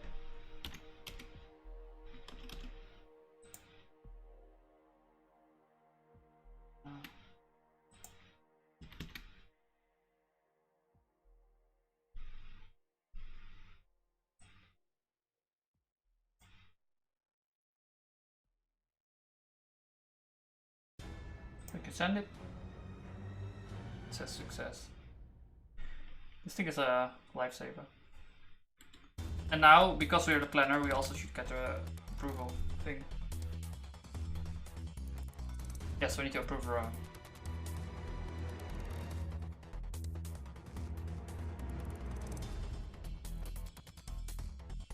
Right, so the backend wouldn't pre-render it because it doesn't have a new front end. It's compiled with the old front end. And there's nothing. Great.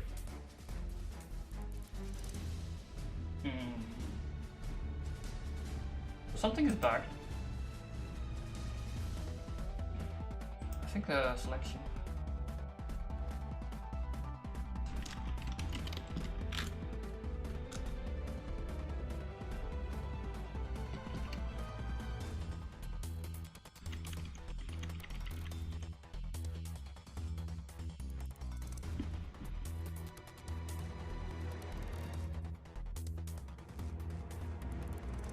"14 days ago, today." Let's flip it. No.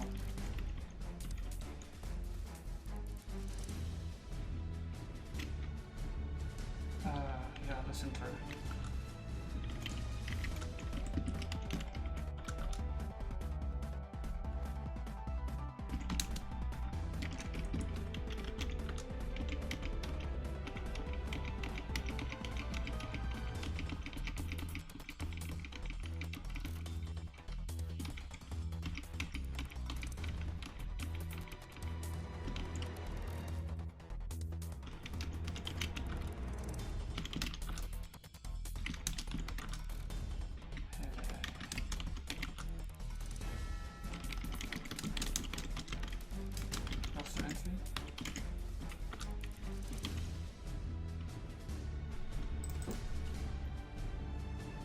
I wonder what the query is generated from. for that then. Oh, you can find the queries, right?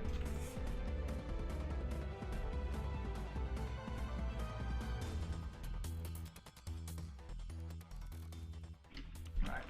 It's in the journal control.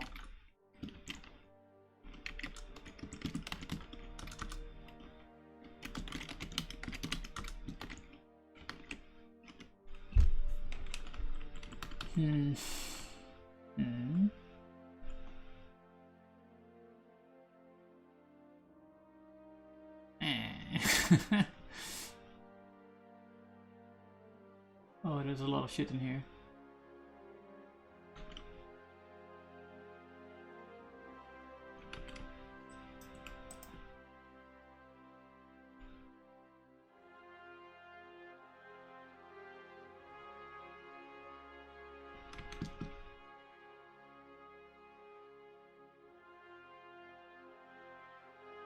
I should give like names to queries or something. This is annoying. Entry company, company D.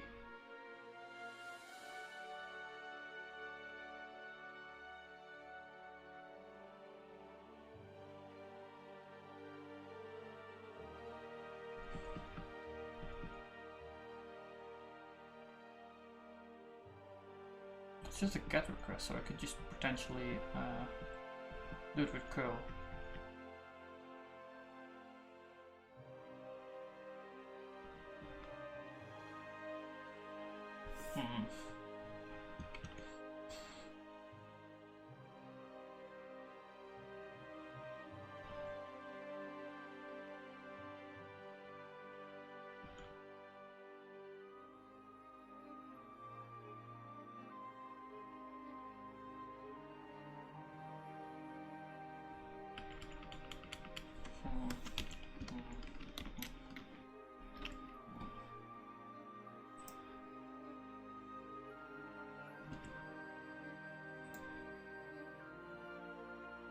This is better, yeah.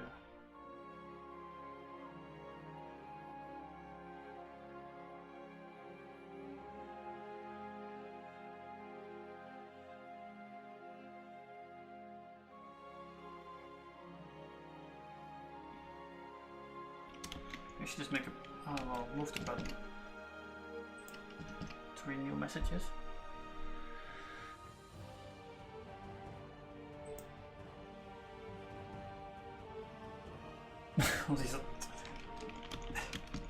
Put it here for now.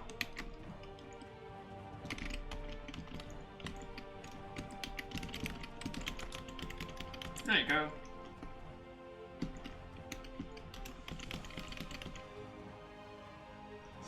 So what, the reason I couldn't find it is because the initial thing does a bunch of queries and I don't know which one. So what I do now is just make a button that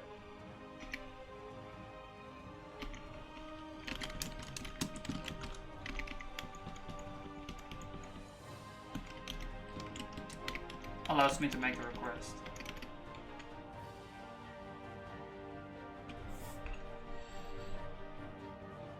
It's a lazy form of debugging. It's the best kind of debugging.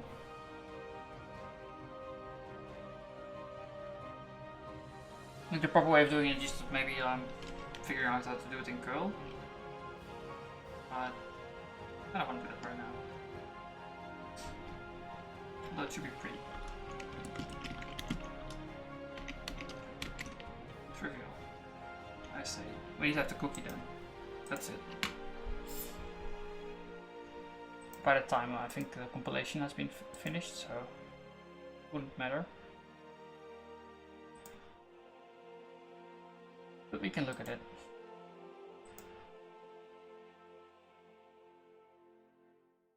A request.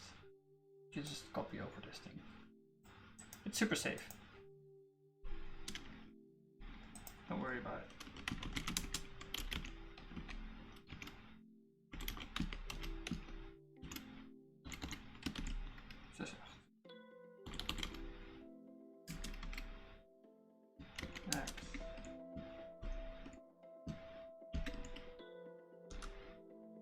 Bad request.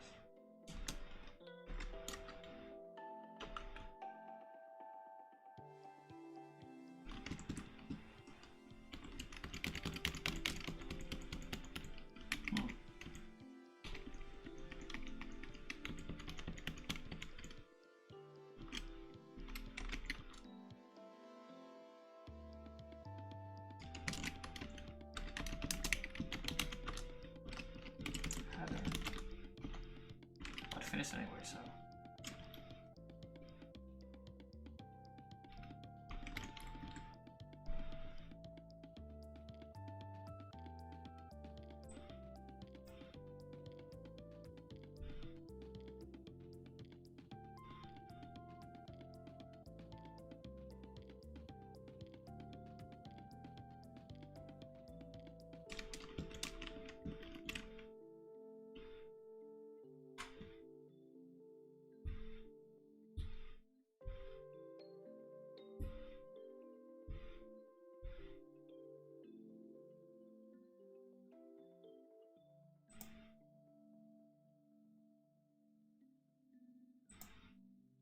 There's a button now. Now we have the journal thing separate.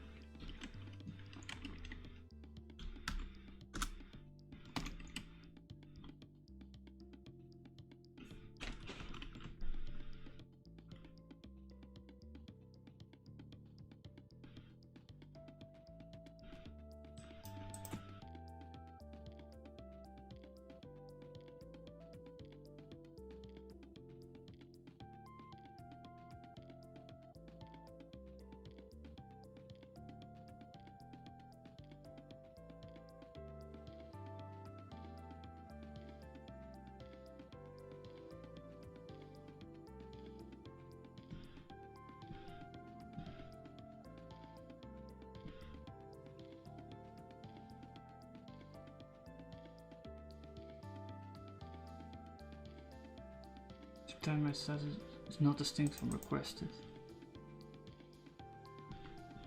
But it was like that, right? Requested.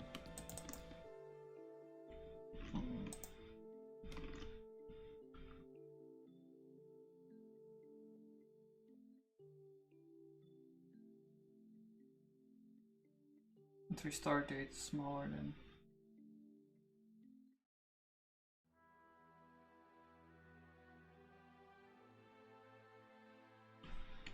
(908).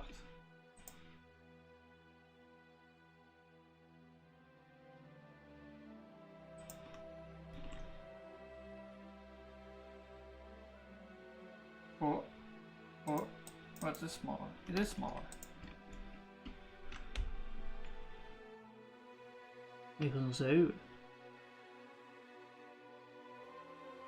Smaller than.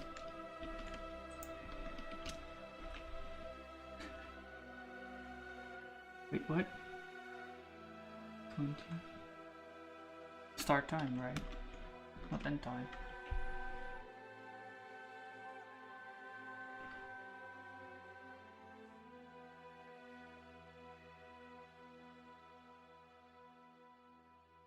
Entry start date is bigger than 1906. That seems bad. Or not right.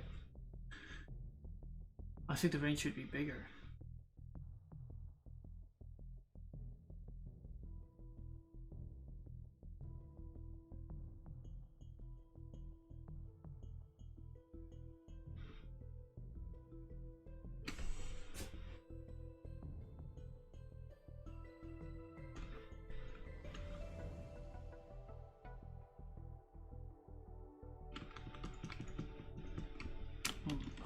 Probably have a log message too saying like, oh, we don't have any results.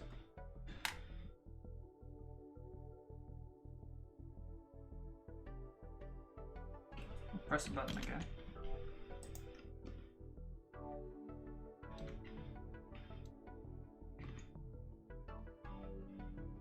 Getting the messages. There's now a log result. Okay.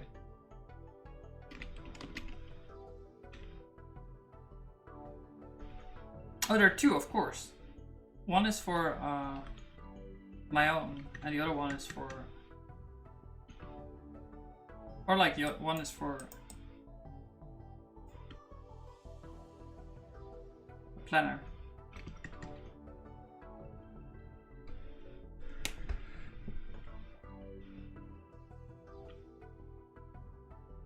Yeah, so that shouldn't be distinct from requested.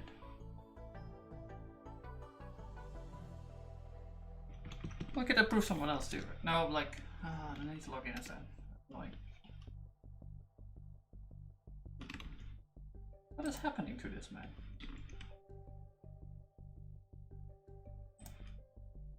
Plan messages. Where's the result then? That request.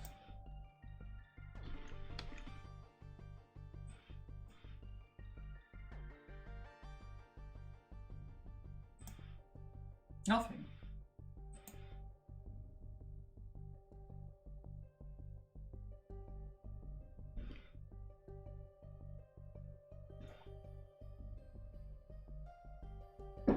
Maybe the logic is flipped or something.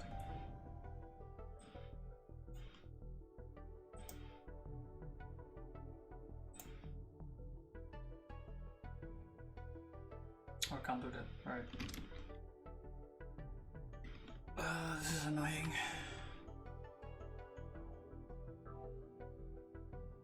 Okay. Alright, this seems right. Smaller than 9, 7. Oh, okay, that's the problem. Need to do +1.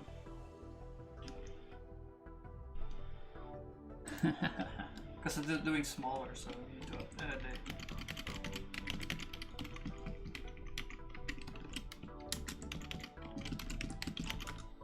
That's fine.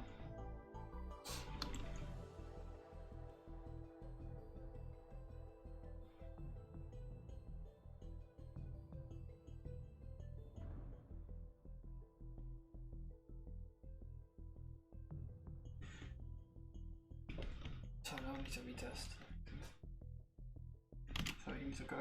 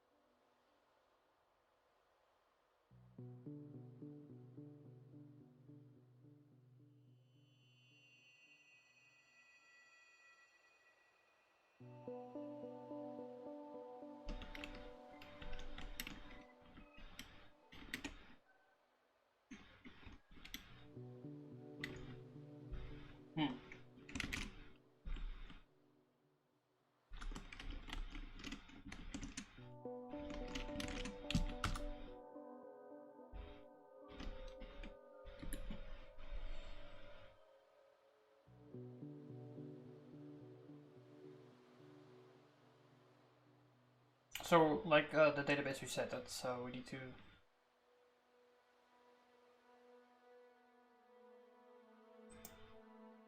redo everything. But pre-rendering works again, so that's nice.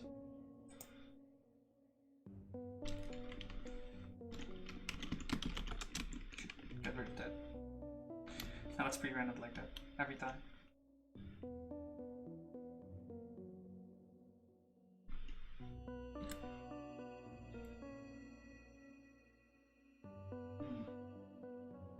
Not sure how I like this Factorio music. It's a bit dark, lonely.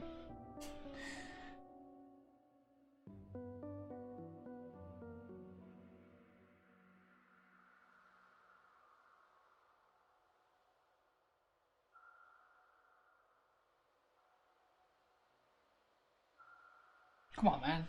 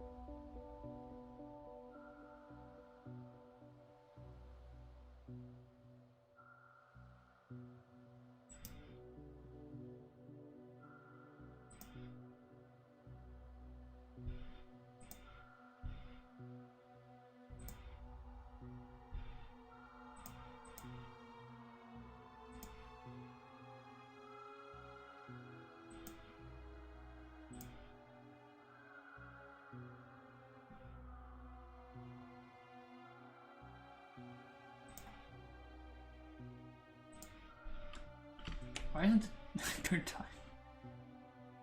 Oh no, it should be 6, yeah. Okay. Yeah, that's fine. Oh, it's late. It's getting late. Well, I'll continue for another hour, I think. 2 hours? No, 1 hour.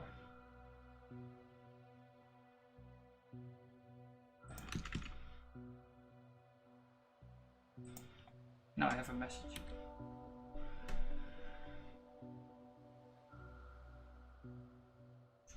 Which is being pre-rendered, that's nice. This is an eyesore.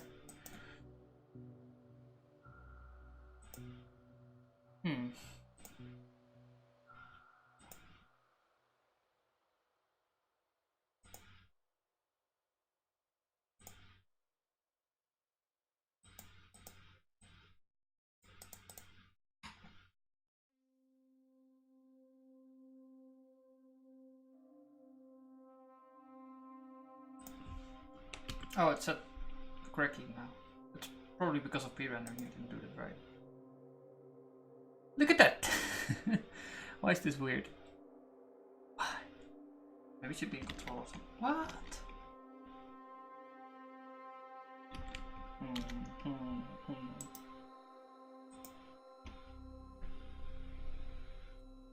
Goedkeuren uitschrijven voor Jappie.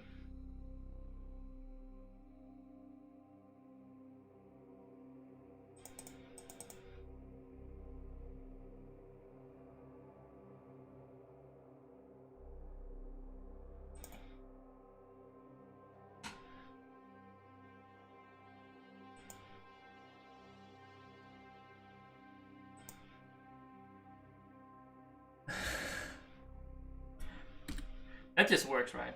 It's a different component.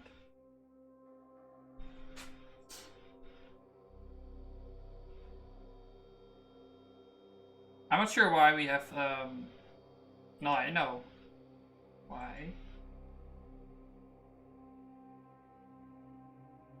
It's seconds.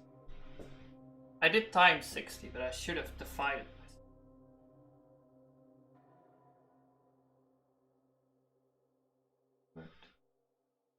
That's seconds. So divide by, yeah, okay. What a fool I was.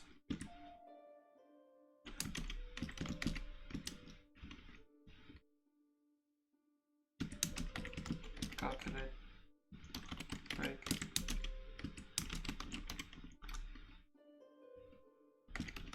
Calculate. Times 60. No, we should divide. Divide, obviously. I'm not sure if this compiles. Because we have seconds. And if we want to go from seconds to minutes, we need to divide them over the minute. And then trunc it. Yeah, okay. Okay, it compiles. So apparently you can divide with magic numbers. I'm not sure how that works then.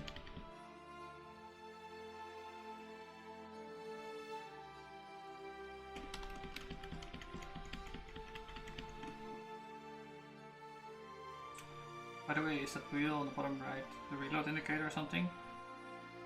Yeah, it takes a long time to load. It's... Well, first of all, this is not optimized JavaScript, what we're running right now.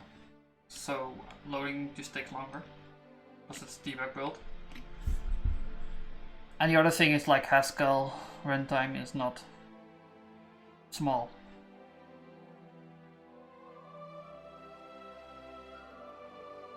Actually show the application working features at some point. Show off the application working features at some point. Like on stream or something? I don't think on Twitch. But like I made a video at some point to sell it. I should actually do that another, like... Yeah, I should probably do that. Maybe next week or something? It has been on my mind for a while.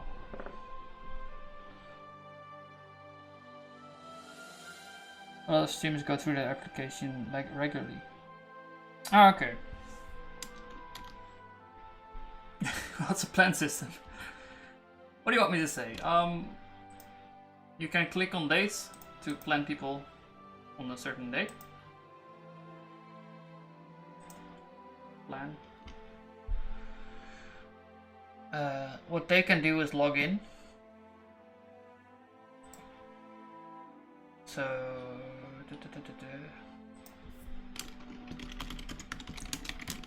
I forgot the password. I always forget the passwords. Ah, that's new. Like daily tips. Does the English work? Yeah, the English works. I've translated everything every time. It doesn't seem intuitive. Well, that's one of the comments I got, like, make it more like other systems, basically.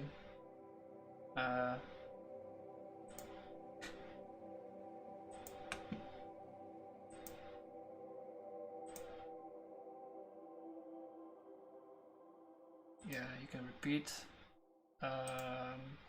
when to plan someone in.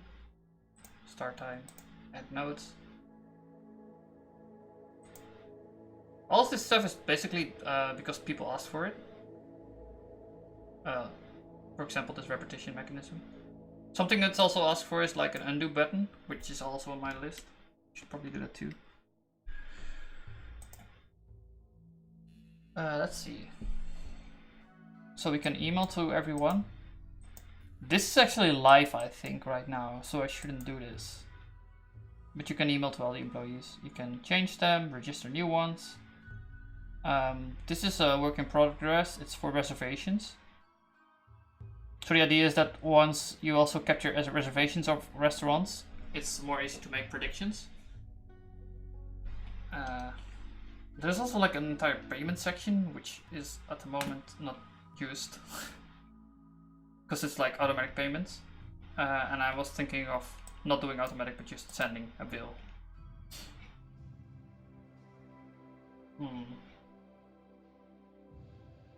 Yeah.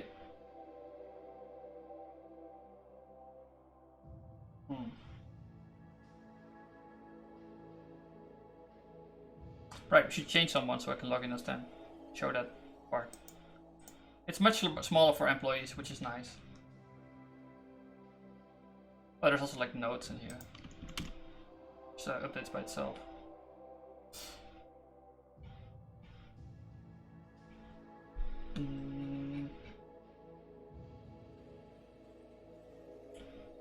Let's see, I want to change.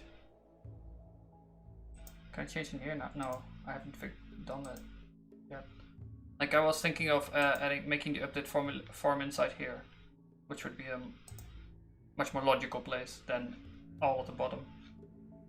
It would also allow me to remove this form entirely.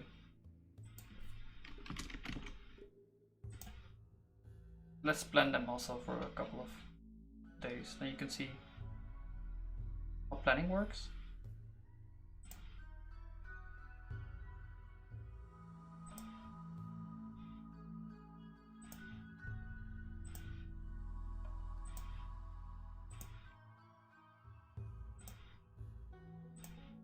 So and these are like starting times.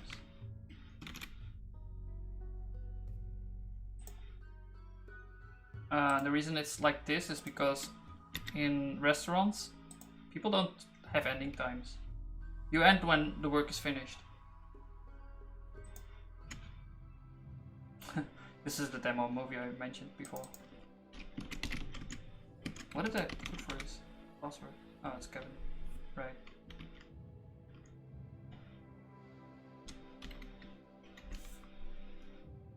Regularly, you say, huh? So his upcoming work times are here. Another thing that's in here is like an iCall system. So they can get the days they need to work on their mobile phone directly. But that works through links, which is...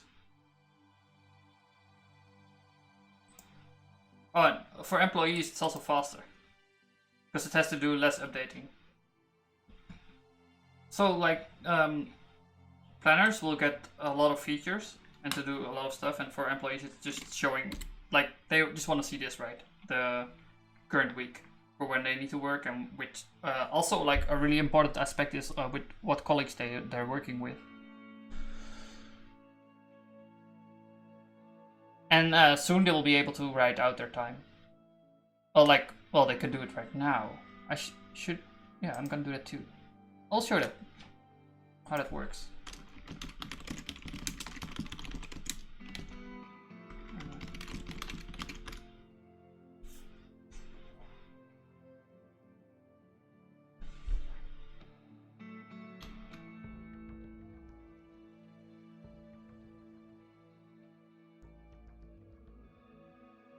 For Kevin, he's planned in today now at like 23. There's actually a check on like, you can't plan someone in the past. That's ridiculous. So it won't allow you to. Right, this is not in the past. This is in the past. So there was like a message about that and whatever. But we can add it in the past because reasons. Not change the date though. I don't see the point of doing that.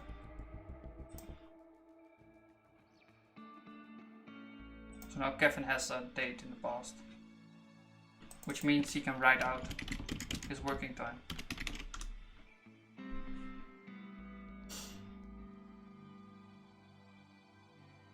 Right, in this loading screen it doesn't exist anymore because we have server-side rendering now. You should actually have...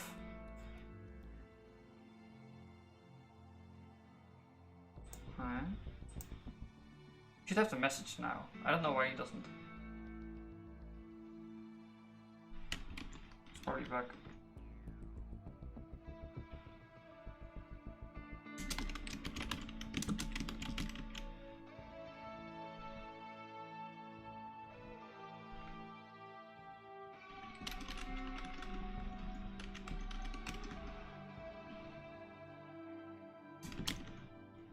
Message is right.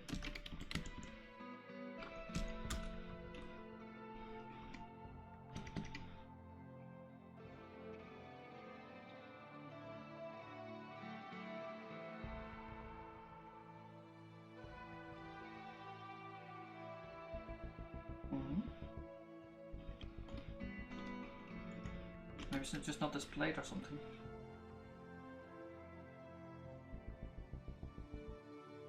Oh, did I do the wrong week? Did I do like next week? Ooh. I did the wrong person. I did Jens. Okay. Oh, I forgot I didn't do English.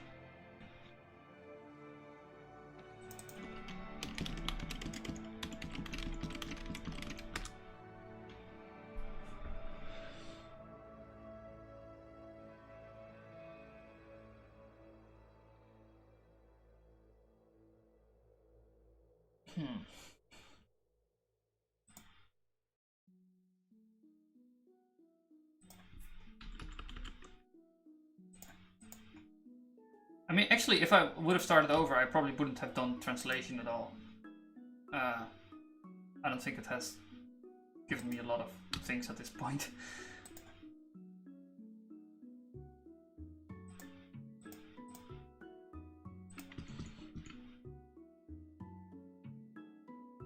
This is nice that the saving happens on editing. I think that's a better way of doing things. In most cases, not in this form, but yeah. Let's go as Kevin again.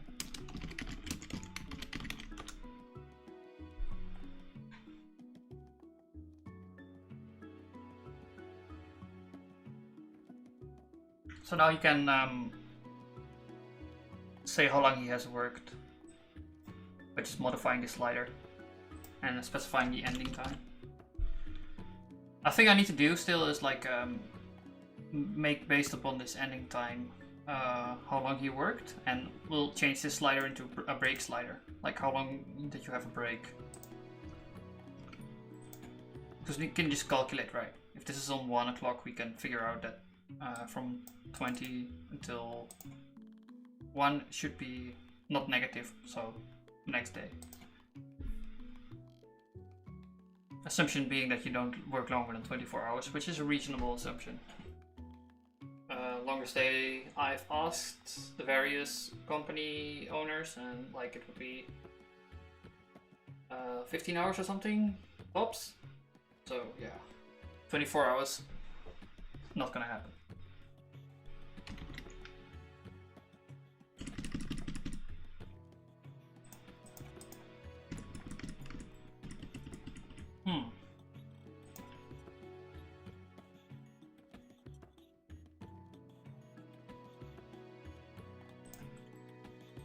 Yeah, so now we can also approve him, by the way. That should also work. Now, lots of things are already working off this writing system. I think it's, by the way, like, for rostering systems, it would be pretty advanced to be like this. Oh, we can't approve him. What?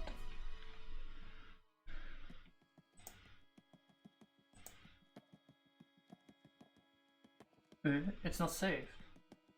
Oh no.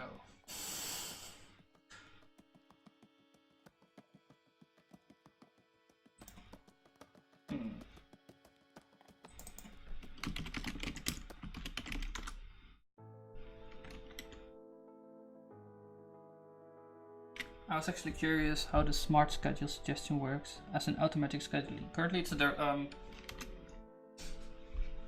I need to log out again. I think this is broken. But yeah, I'll show.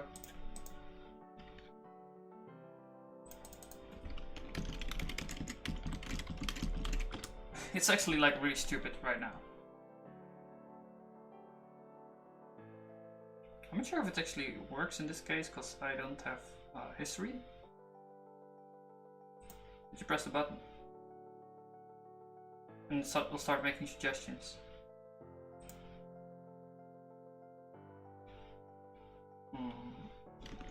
But it can't learn in this case because I don't have a history.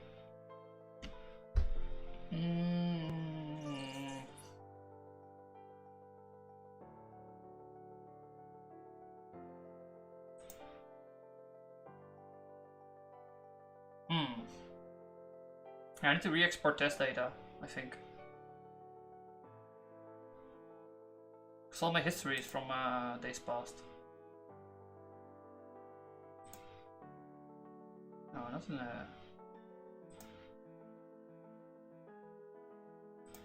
April.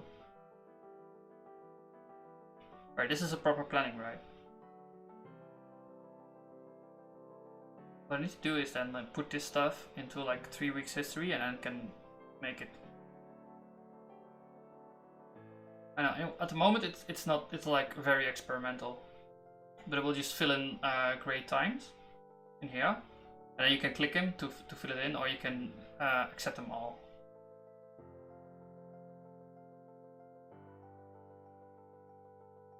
That's not how I want it, by the way. What I want to do is like make an image of it.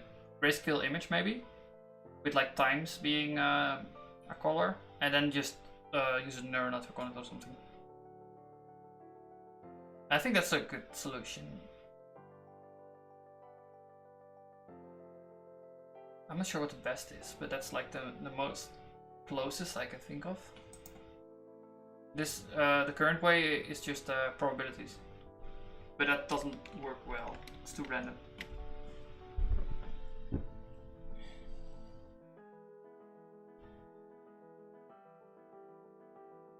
But at the moment, like that automatic scheduling is not high priority. That's not what people are asking for. So I'm focusing on a lot of things, easier things. Because I also don't know how long it will take to actually make that into a more usable form. So I put it on hold. and I want to like capture reservations first before working on that again. So I'll finish this time writing first, and then I'll go back to reservations, and once that's running, I'll go to automatic maybe.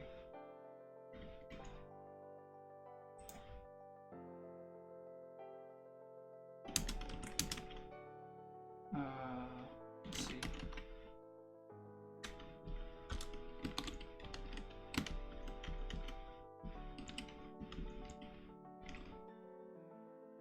Oh, I know, actually I can show it. I can show one part of it at least. So a thing you can do is specify I want to have so many people in the wait as a waiter. Wait, I'm gonna put it on English again. Why does it keep changing?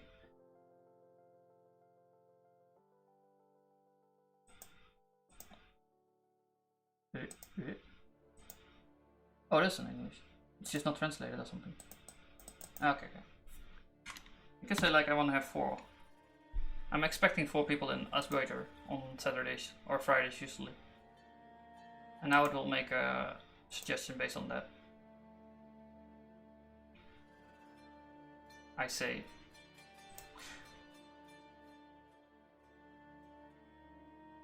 Oh, this is in the past, so it doesn't do it. Yeah, now you have it, like these things, and you can click on them. Yeah, it works. I'm surprised, man. You can click them all, and it will make them. So what it will do is actually just change the times based upon previous encounters. Like last 3 weeks at the moment, I think, or last 4 weeks or something. Just count the average per week.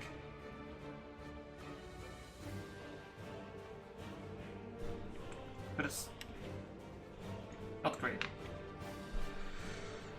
About a year at this point.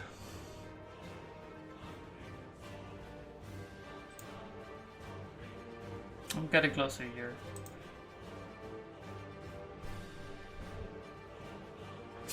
That's including learning reflex and being bad at Haskell. And also like a lot of distraction with like contract work and well, basically life shit.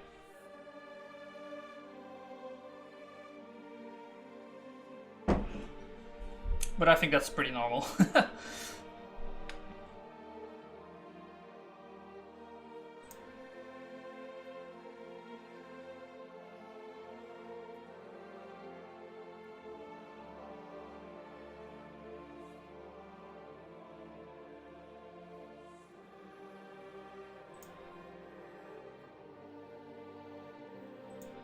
I should get rid of it. Yeah. So approval works, I think. Check the database to make sure. Another thing I need to do is filtering on that approval thing for times. Maybe also indicate that it's not approved or something. No, that's smart work. Feature-wise looks pretty good. Just the UI looks a bit unusual in my experience. Work on that. Yeah, it's a bit clunky as well.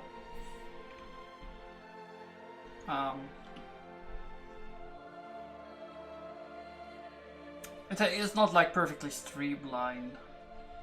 And I need to add important things like undo button. That's like a big improvement for the system, right? Most people mess up a fair bit. And it's just frustrating for users. Like, taking away frustrations is basically an important thing.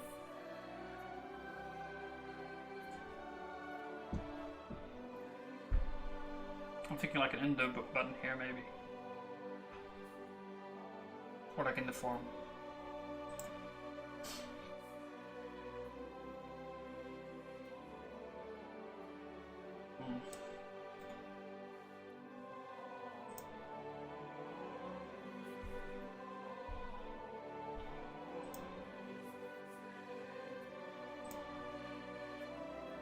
Oh, it's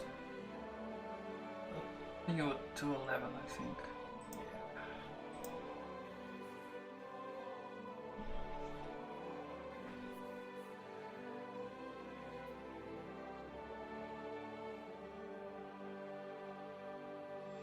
Another thing I really need to do is like get more companies on board, and I think I can do that. It's just like I've been completely bogged down with financing, basically, and it's really draining. That kind of doing that kind of thing with talking with recruiters and whatever. It's just takes up so much thoughts. Makes me unhappy. I've done an automatic meeting scheduling software in the past. Ah, it's similar, yeah.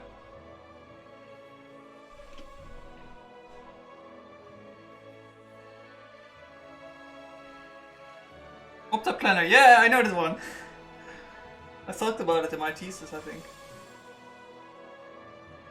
Focused all on UI.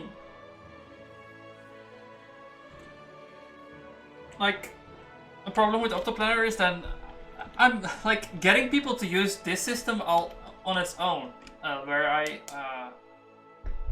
do the UI is hard, and if I ask people to also make like rules for their restaurants or something, which you need to do for Opta Planner, I don't think that's gonna work out well. So my solution was like, okay, I'll just use machine learning and then figure out the pattern of their planning, of their rosters. And spit one out based on that.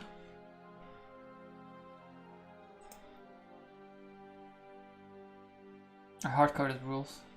Ah.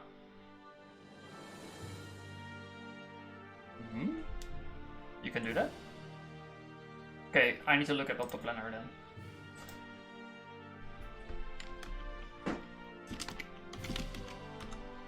Like, maybe that's actually an improvement on what I have currently. It should be pretty trivial with Nix to add, like, just an extra service.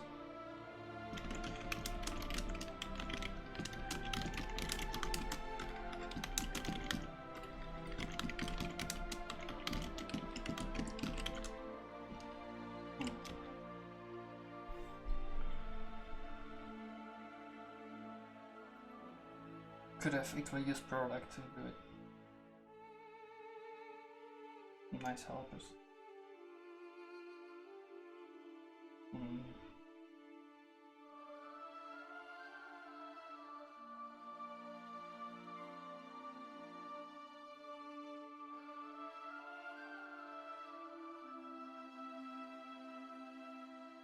Linear constraints.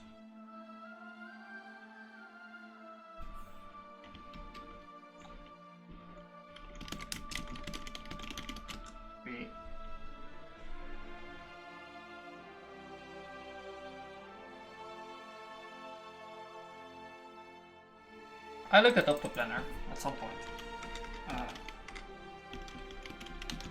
Actually, the Drool system, I use that in my thesis a lot, which is like their core rule engine thing.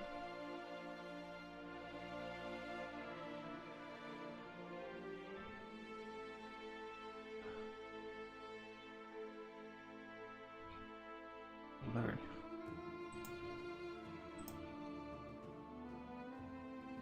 All right.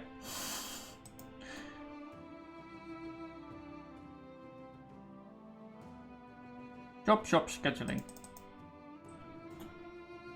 Oh, that's pretty similar. Oh, no. This is... Actually, this may be kind of similar. If I have the reservations, I have demand, and I can just throw it in there.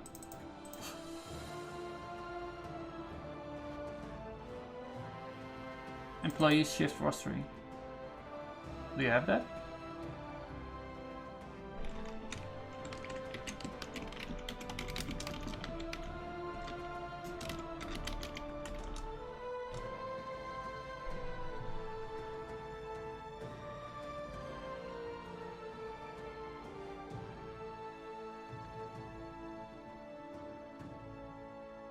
We need like examples or something.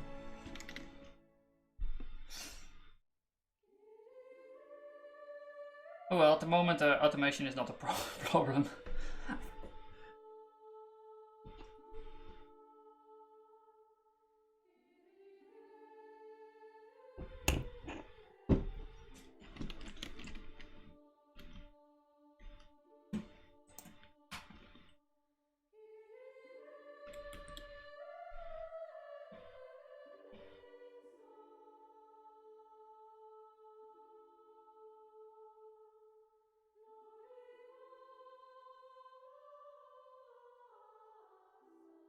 Right, the other guy, he didn't, it was broken, right?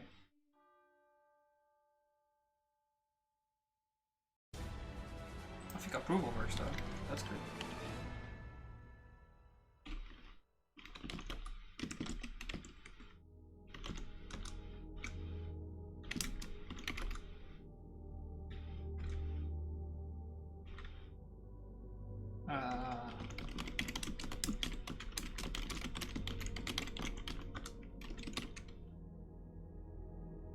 Approved.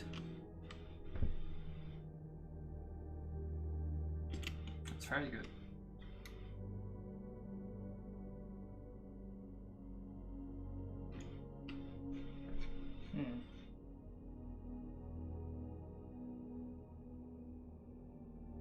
Is it back to Dutch again?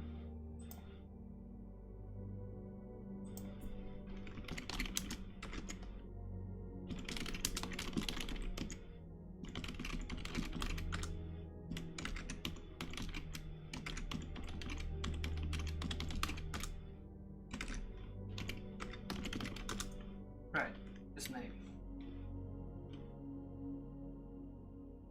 Oh, okay.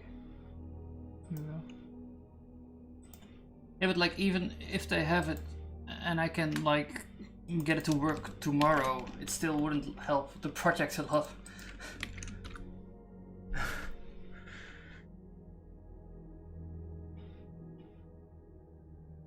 Because like getting people to use that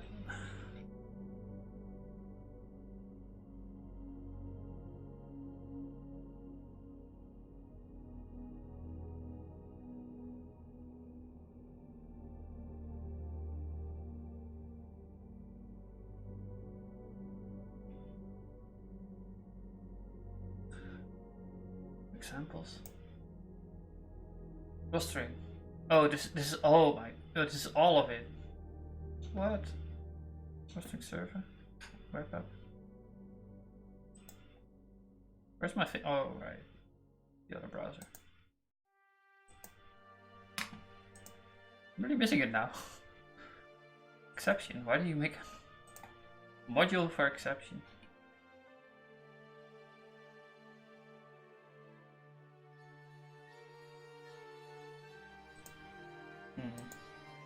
So verbose. It's like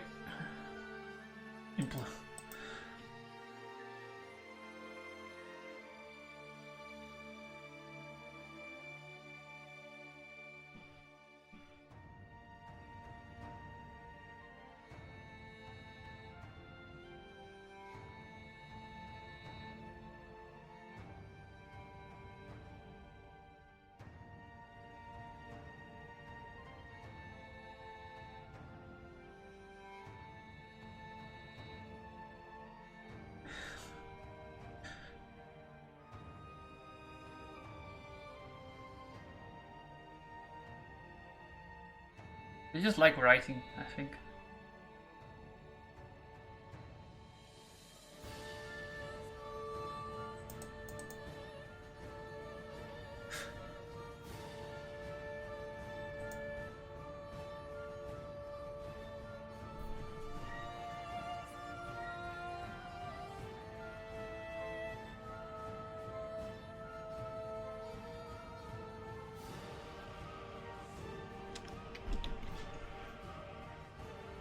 Look at the codes. Yeah, just saying inspiration maybe. Yeah.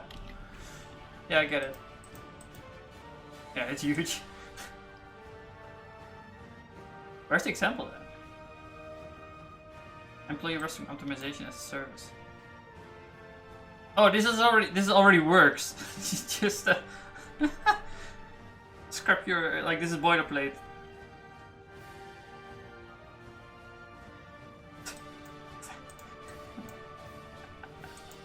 I hate it when this happens.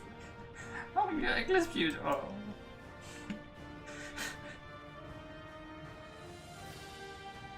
Building from serve.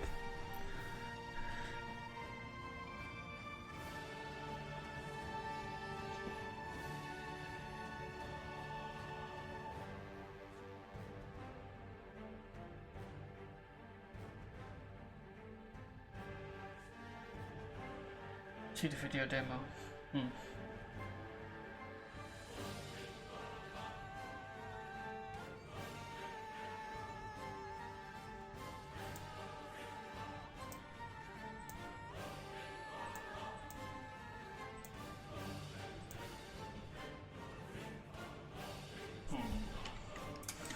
Please.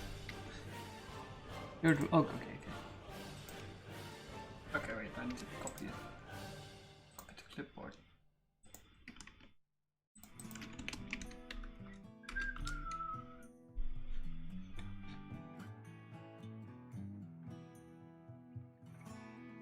This is like how I how I develop most of the rules, just without any highlighting or whatever.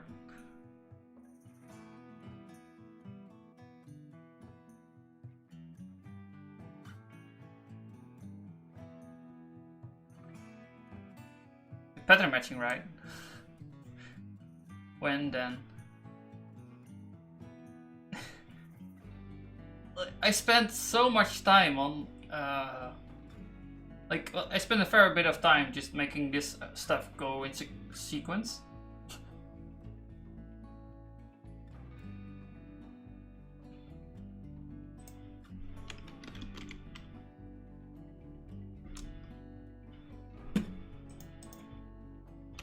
Oh, how is it called? Gaia or something? Still have the chatbot. Or I'm missing the thing.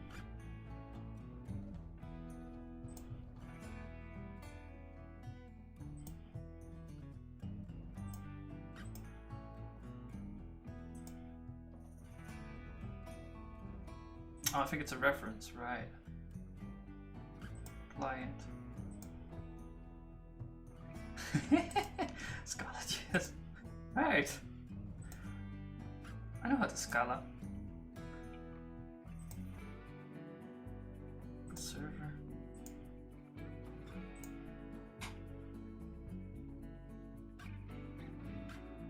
Ooh.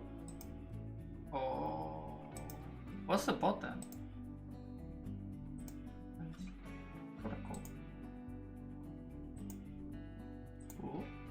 Oh, this is how they can talk with each other. Right. What's the bot? Preferred. Templates. Search.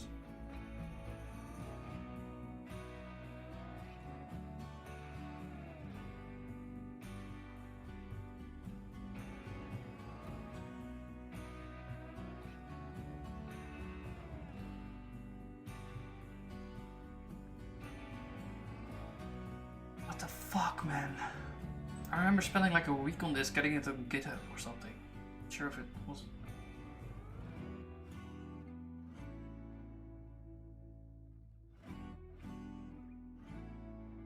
Ah, I wanted to get rid of that thing.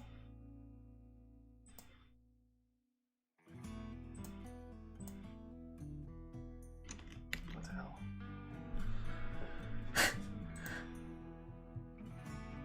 It's a chatbot, man. It's based on the rules. Oh, there are 2 stars. Wow.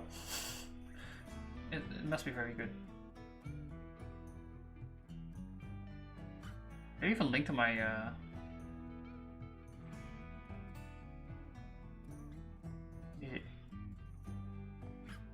blog post.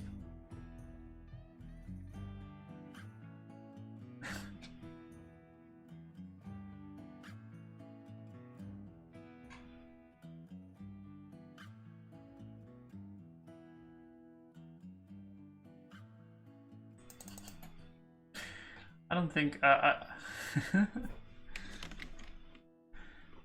this works a bit different than Optoplan, I think. No, it's based upon, like it's the same.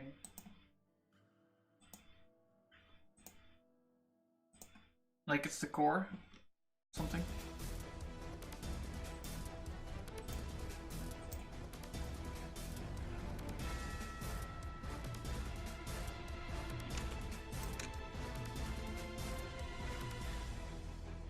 I was actually happy to be working with that. I thought it was like used a lot in industry and whatever, but I don't think it's used a lot. These should put into the last from chatting. This is basically what I used for the chatbot. And like, one of the things in my thesis is that I jammed as much stuff as possible in this rule stuff, because I thought it was like a sound decision.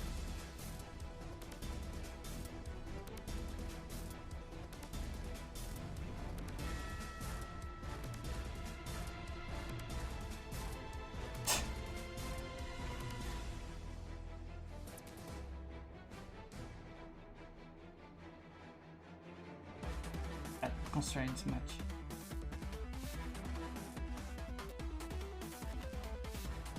Yeah, I made like the entire chatbot inside the rules.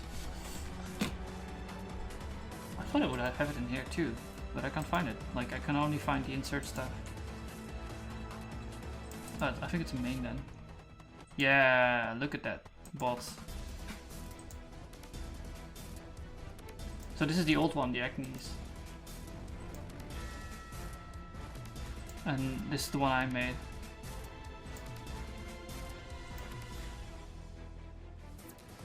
Blah. Oh, I even added a logger. How nice of myself.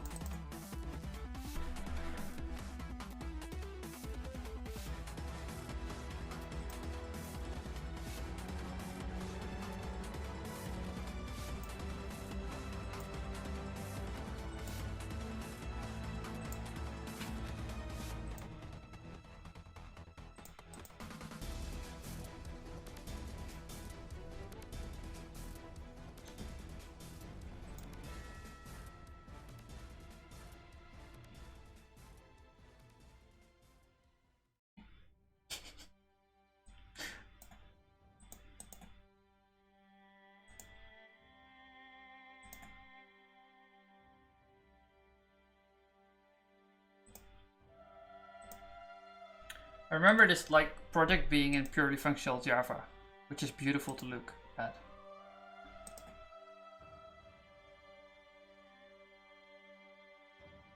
Cause you know, you get all this stuff which is all final.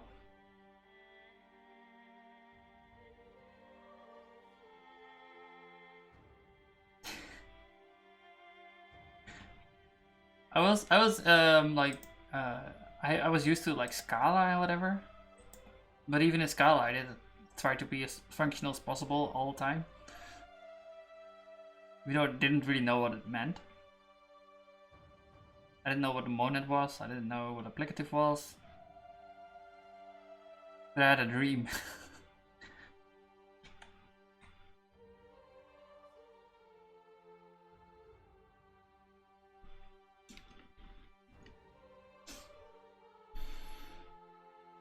I think I thought of something else.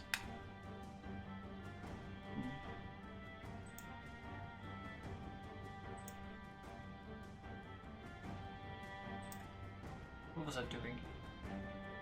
No. Right, this is broken.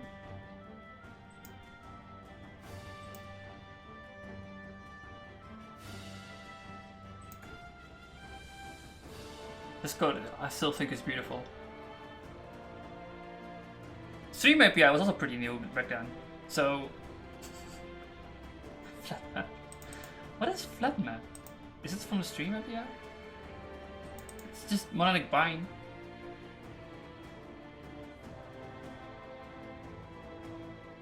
Optional connection. Oh, I'm flattening. Oh, I'm throwing away information. That's great, man. Oh, connection. That's what connects the symbols with each other.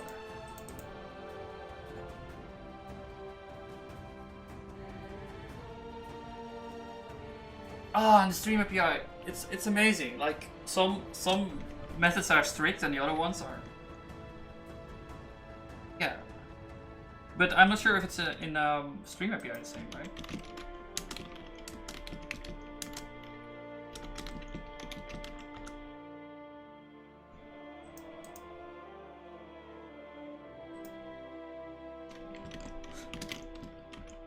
Want to be a Java 8 ninja. Oh my god, I don't care.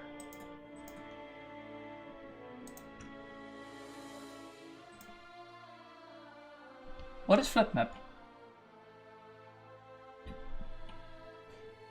So why don't they have just like, you know, arrows?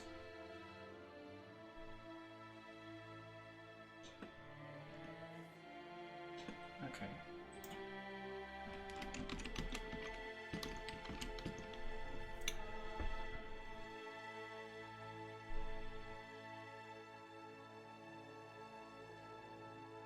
Oh my, what? So we're expecting a function. Returns a stream consisting of the result of replacing each element in the stream with the contents of the map stream produced by applying the function provided by the mapping. What? Returns a stream consisting of the result of replacing each element of this stream with the contents of a mapped stream. Are we like 4 levels deep of off?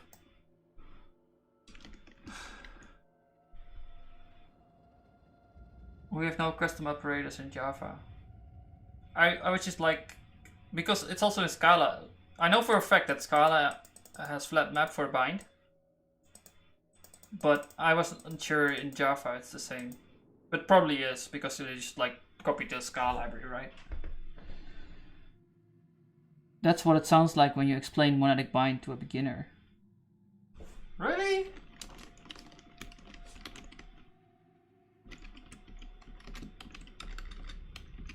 Wait, let's look at it.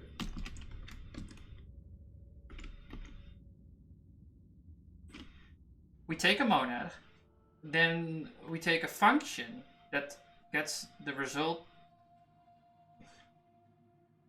Take a monad, and then we expect to get a function that gets the value inside the monad to produce another monad, which will be our final result.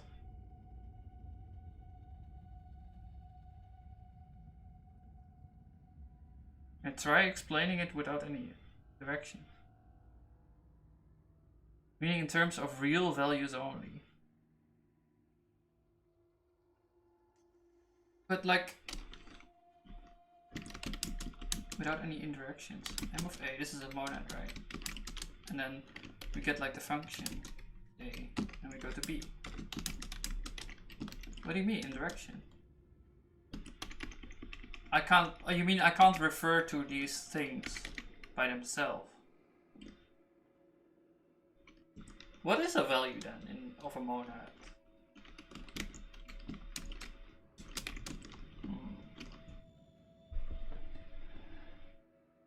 Hello, what can I do with Haskell? Everything, it's still incomplete. You can't refer to the concept monad. I think I've done this.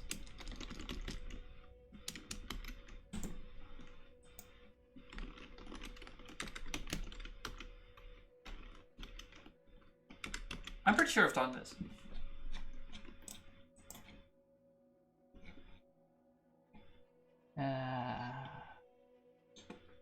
Maybe this one or the other one. I think this one then. Like, I was just explaining Servant to beginners, because that's what you do.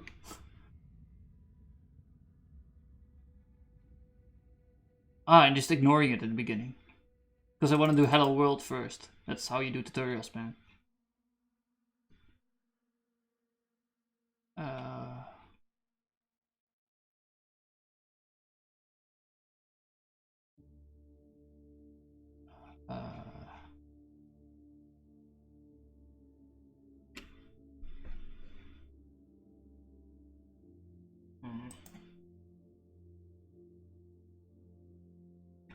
Oh my god, why did I copy and paste all the code in there?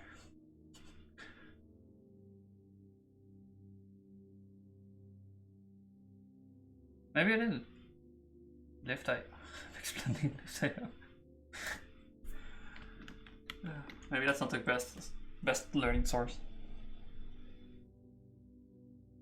Maybe a bit verbose, but it can be easily understood by someone without any prerequisites. 4 levels of off.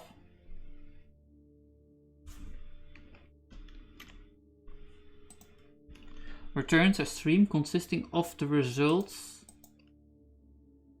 of replacing each element from the stream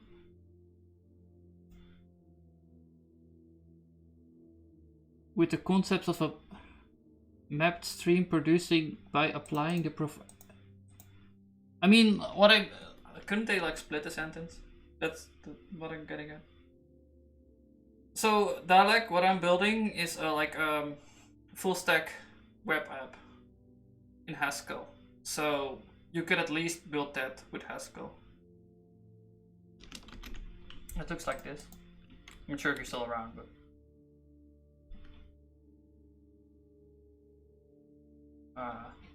CSS credit to Bilma.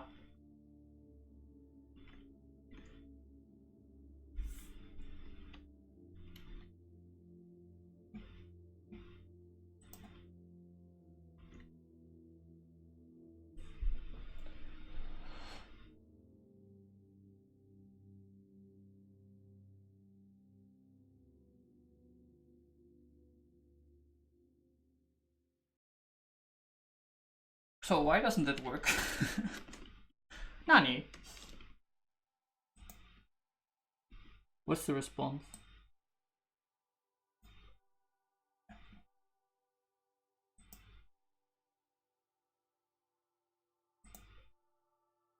Already submitted.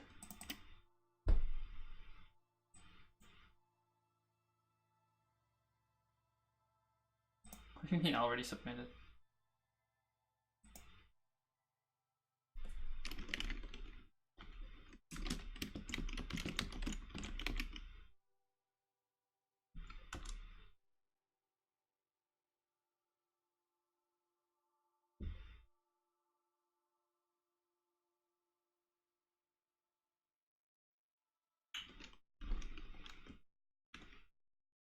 If you can't plan and you don't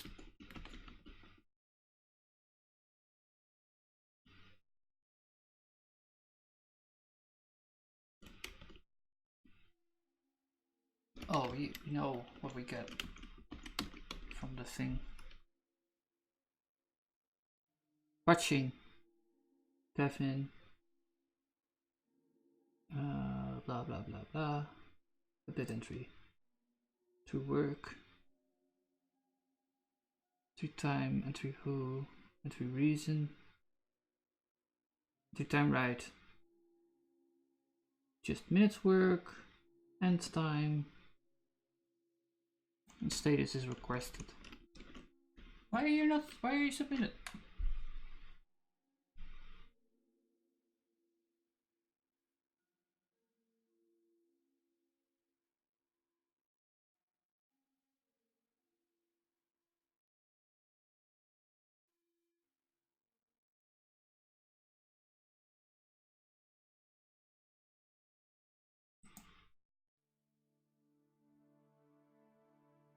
Oh.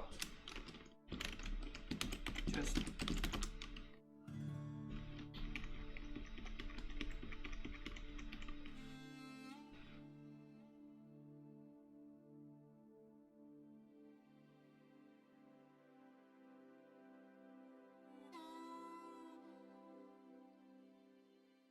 Time right status. The entry. What's the DB entry? Okay.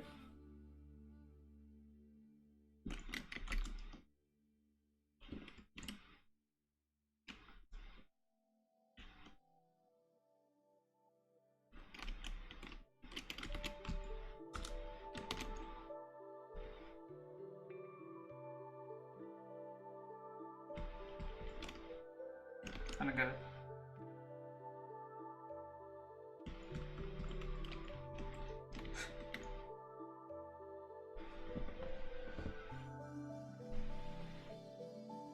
Just one DB entry timer at status.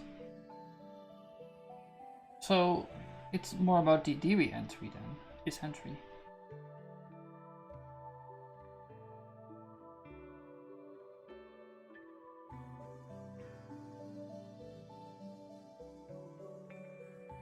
What does this check do? It makes sure that the DB entry is something, nothing. So nil.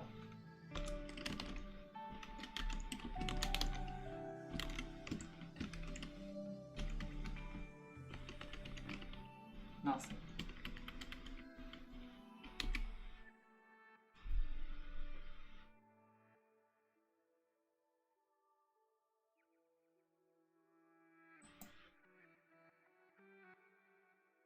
Hasn't just. We need to flip the logic. Yeah.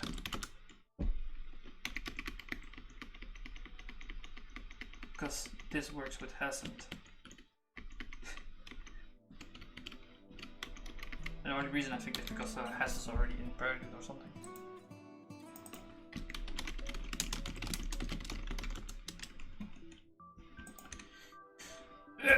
Lenses.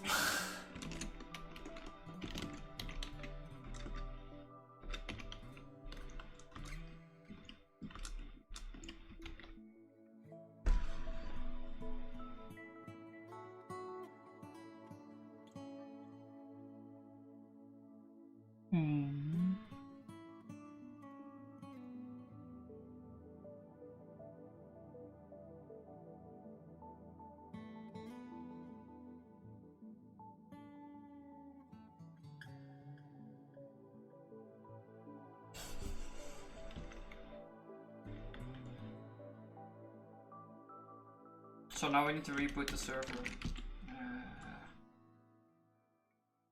Well, that's not the server. This is the server. And now I need to redo it. Okay. Doesn't like double logins. Because I reset the database every time.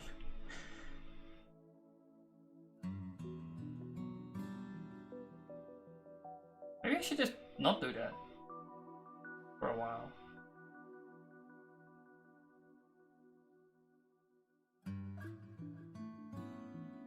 It'll be less annoying, I think.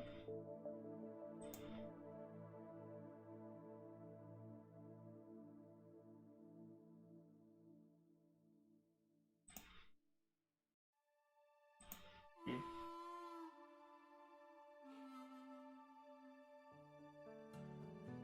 Okay, let's try again then. So you planning the guy? I am the guy. I'm English, right? Yeah.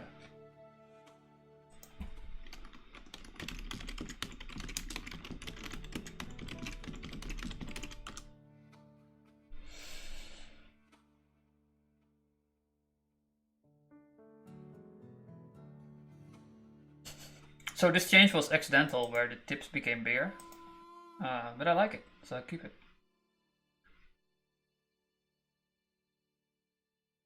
So we need to do two things.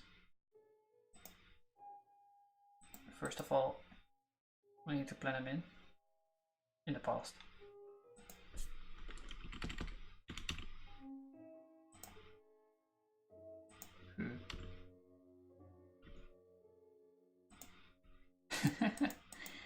It's getting harder and harder to plan someone in the past.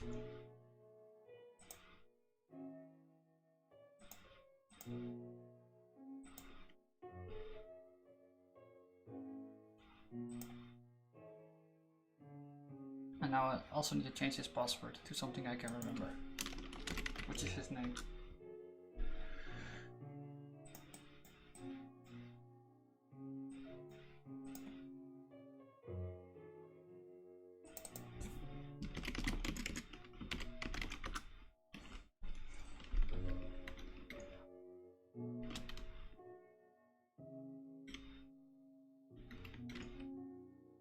now we'll see if it works by flipping the logic. That was a bug then.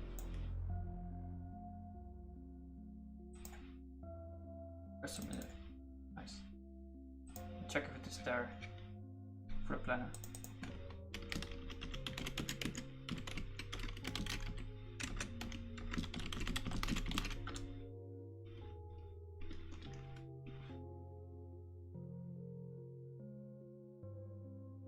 It's just dumb stuff, by the way. It's just doing DOM rendering now. Slow. Oh, come on, Reflex.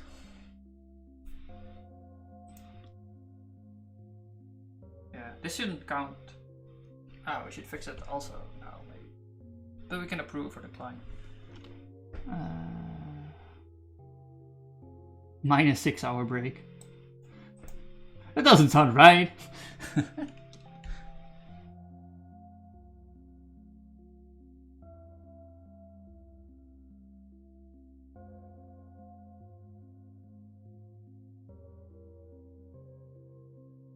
Why is this lower? So it declined. Send just removes it.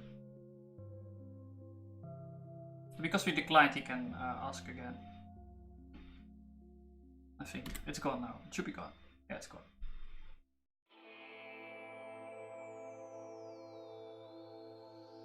Oh no, we're Dutch again. Don't be Dutch.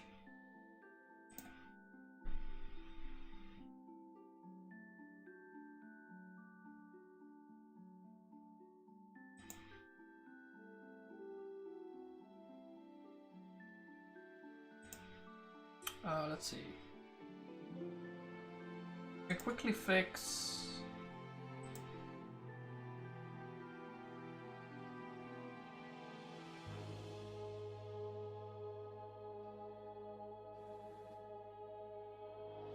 What I want to fix.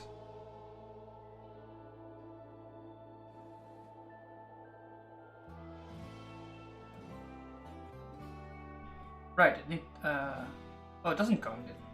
Does it count it? No, we deleted the entire entry. Right. But it should still be approved, I think. Not here. So you only count if it's approved.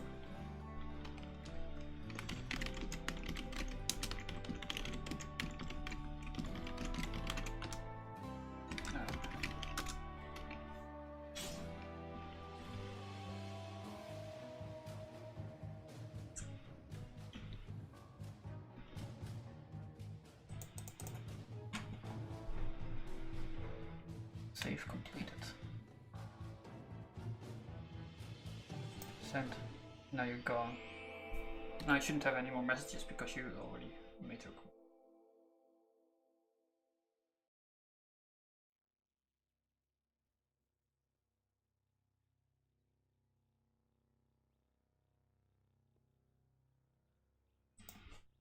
Begins to look like a message system.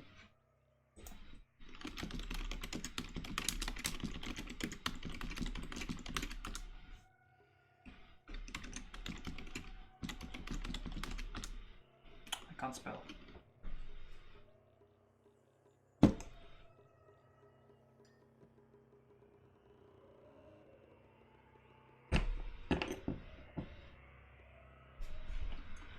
Oh, we're back to English. So this shouldn't be counted.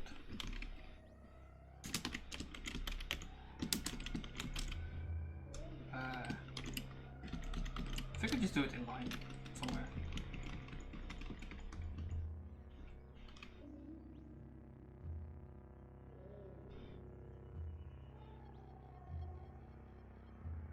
Count work hours.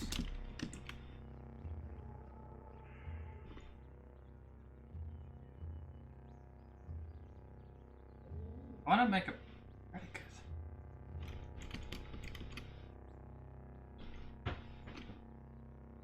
Maybe it's like a lens sync for that.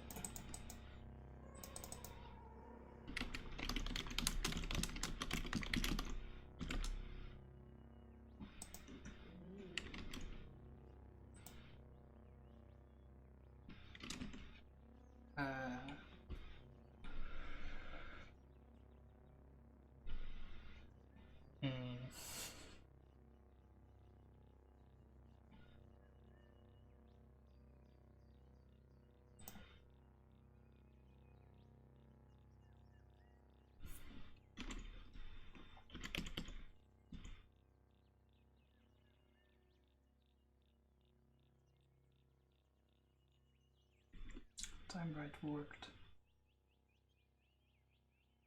So we have that.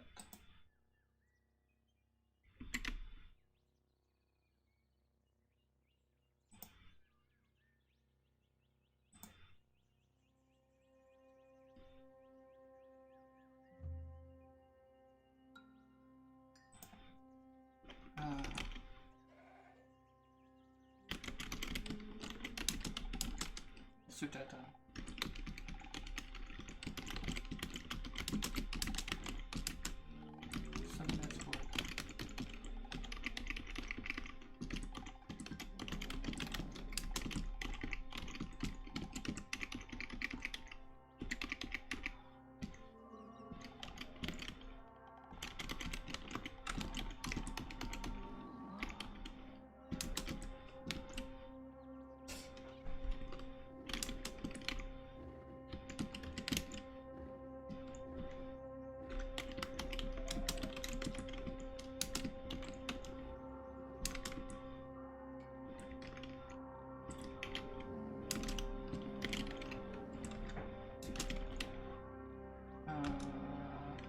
So what I'm doing, like, I'm just gonna select if the status is correct. I'm gonna show it. If the status is like the one I want, approved.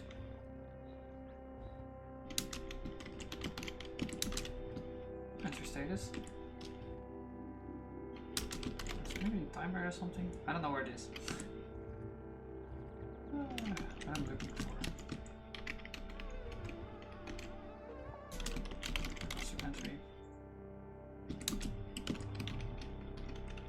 Time right? Yeah, this one needs to be approved. Time right status.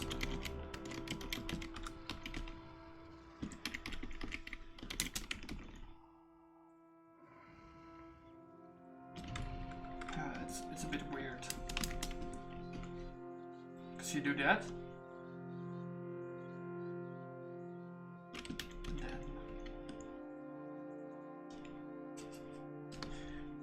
Maybe we'll do CTOR then, or something.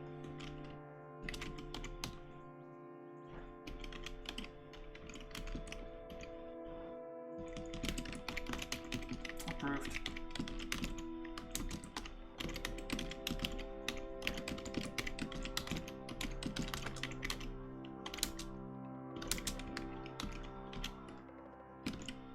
Hasn't.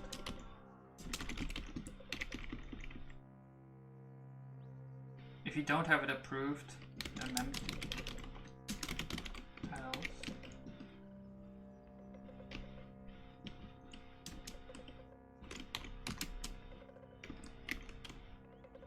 Else. Some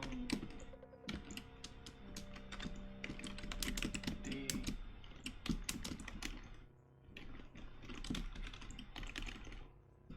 worked.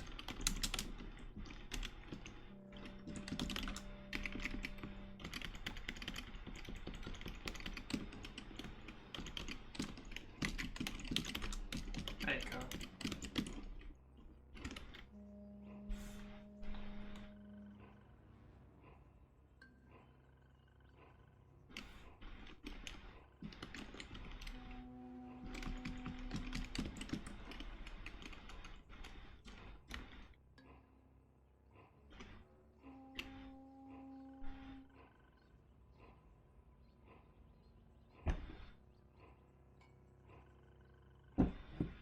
Just thinking, what are the loss of Menti? Yeah, well, I'm pretty confident you'll do in case of some.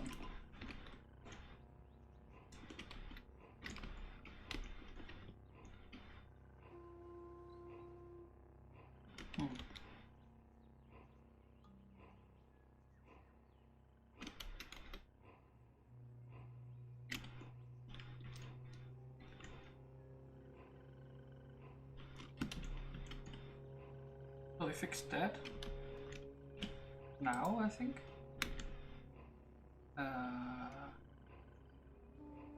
Right, we need to fix this button. Why is it set like that? Air control. You're in control. You're all buttoned. Oh, there's a field around it. That's the problem. We need to get rid of this field.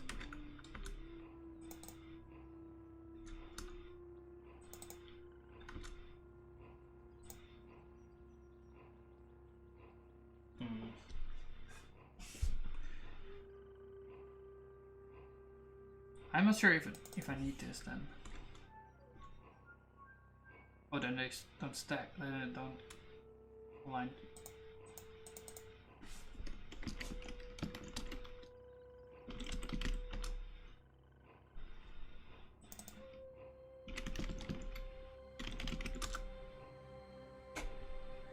I see.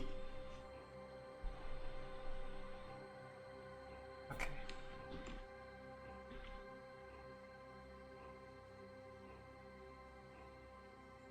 It's not containing timer.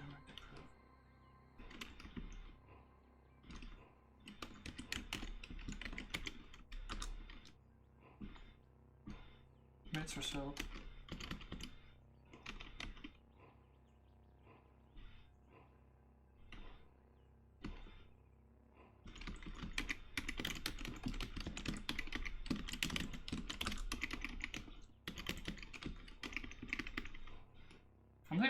I'm using generic lens.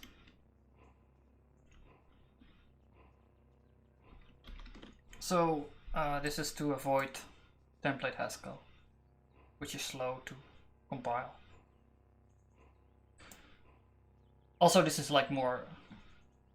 At least I have the type signature available now, so I can like see what's going on. In template Haskell, everything is hidden, which is kind of the point, but.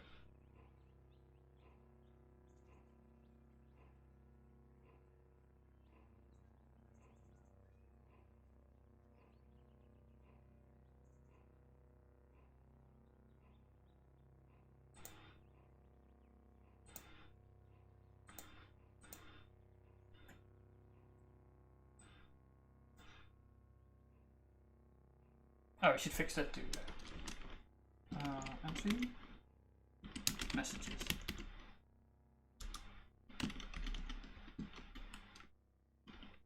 There's buttons. Need to get rid of the fields.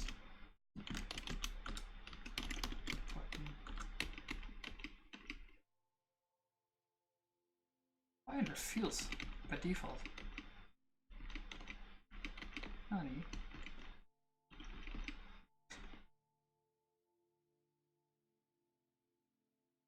Right. Let's just do it by hand then.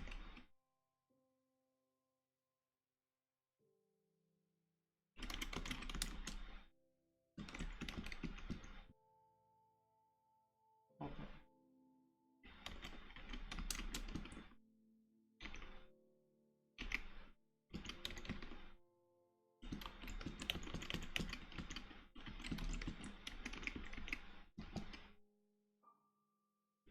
Wrong one.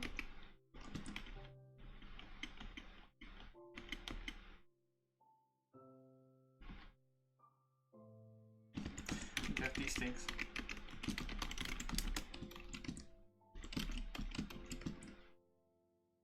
Oh, but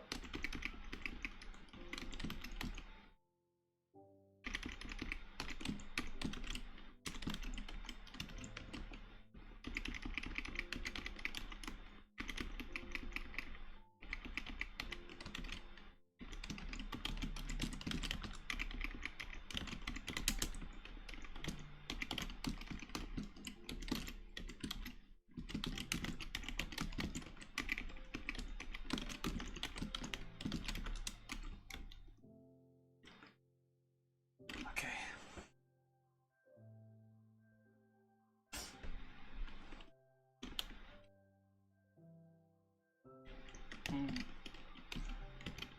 I'm afraid what will happen if I format this. It's a bit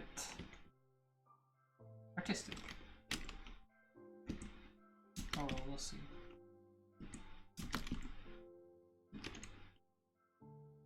Ah, acceptable.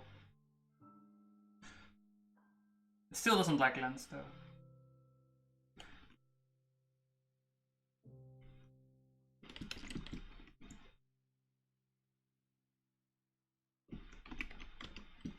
I would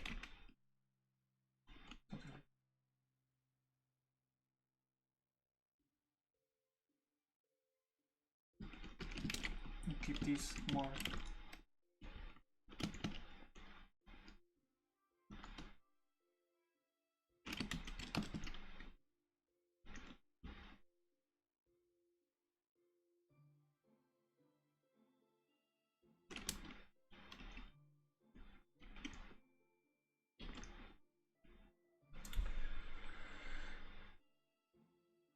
The calls are also wrong.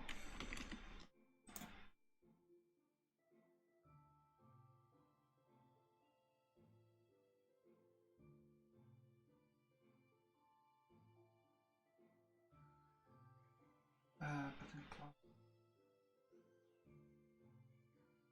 Maybe this one.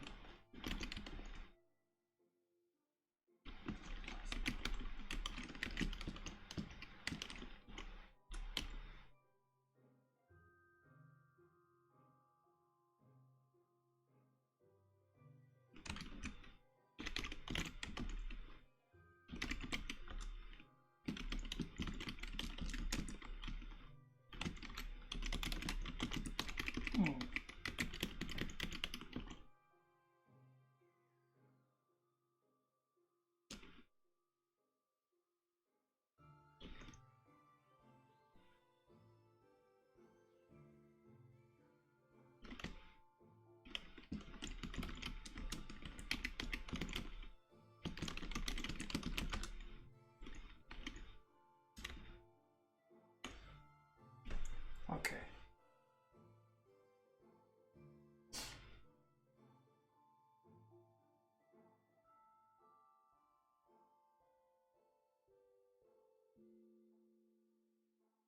Let's look at that, and then if it's finished compiling, I think I'm gonna close up then, because it's later.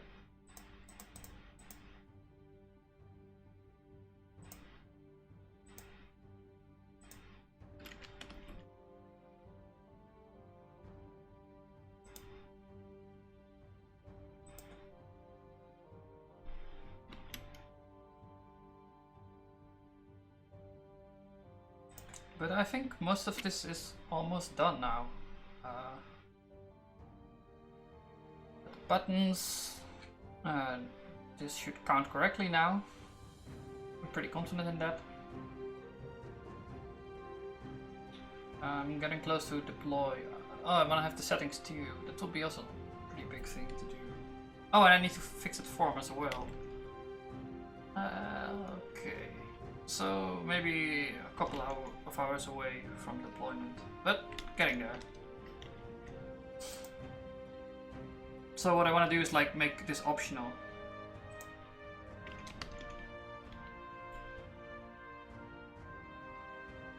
That's not good. Oh no, like this is the server-side rendering stuff. So like the JavaScript will be updated every time. Whereas this stuff, it's I need to reboot the thing, and that deletes the database. So yeah, it's kind of annoying at this point, so I'm just gonna disable that deleting mechanism. A great thing if you build everything on your own, because you can modify everything. And one of the things is reset database or something. On run. Create database. Well, you don't need to do that every time.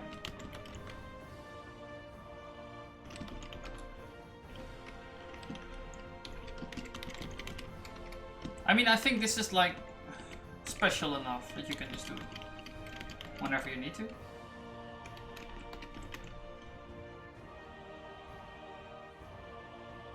I mean, the code will warn if the migrations are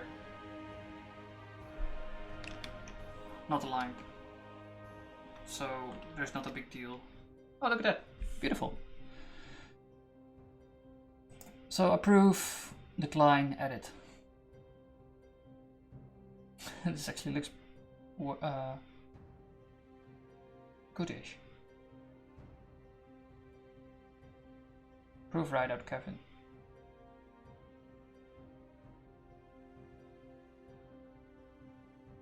I'm thinking this color, maybe no, maybe gray instead.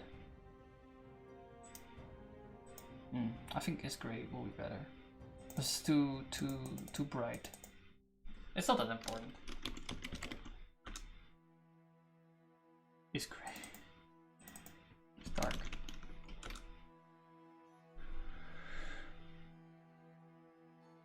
Let's see, what is do you have?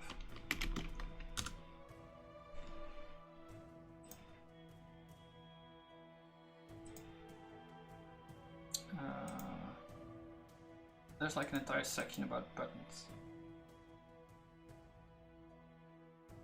It's light. Black.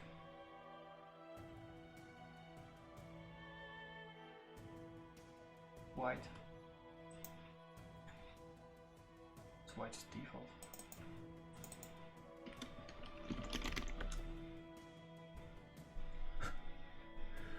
Approve, decline, edit.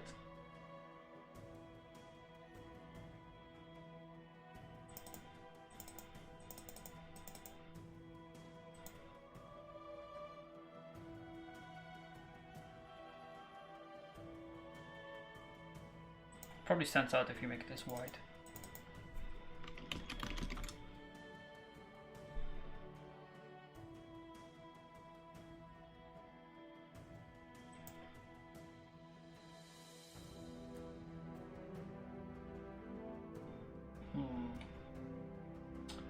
Ah, I see. You can make it is outlined and then is warning.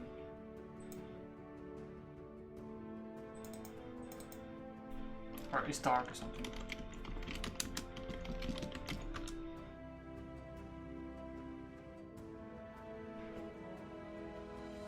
Approve, decline.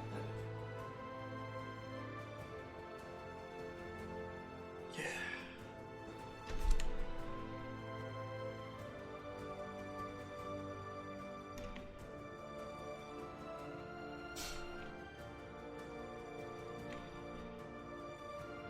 Just copy over this stuff.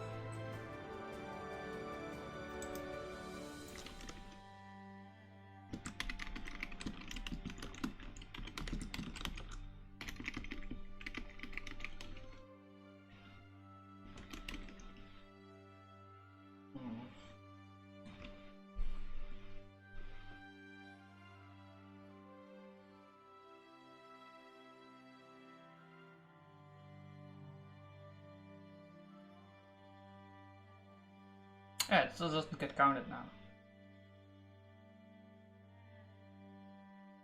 Oh, I'm realizing we actually need to send the update from this approve thing all the way into the roster. Shouldn't be a big problem, but that's also a thing I need to do. Okay, let's make a list of stuff I need to do.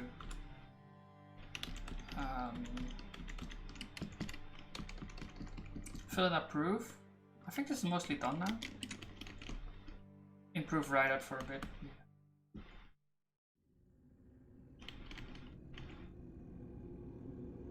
Slide can be calculated. Yeah, we need to do that. It shouldn't be too hard. Any options too, yeah. And another thing I need to do is update the roster on approve, because it's gonna be inconsistent otherwise.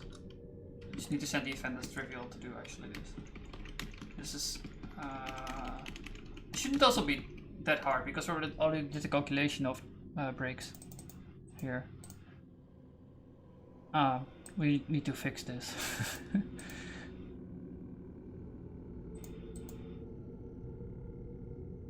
Well, yeah, it's like part of this form, right? This doesn't make sense that you can make these kind of breaks. It's a UI thing then.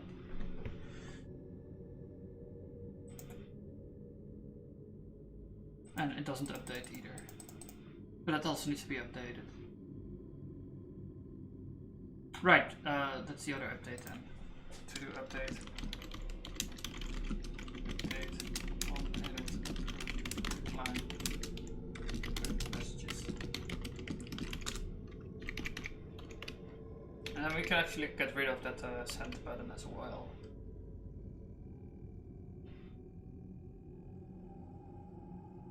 That's about it.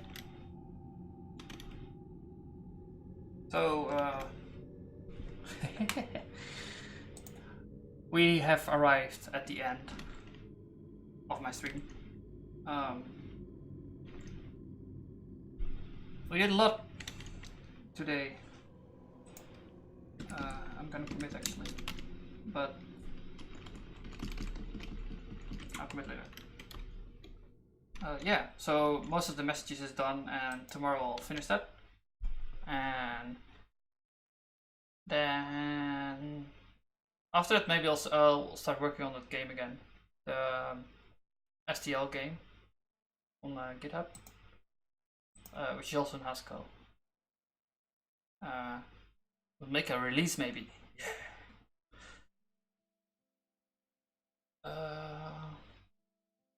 Maybe I'll do a raid. Actually, people are watching, so that's fun. Let's see.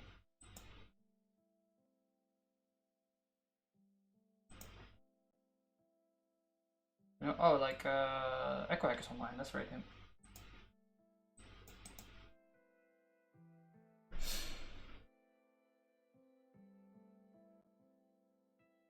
Ah, thanks for the follow, Dalek.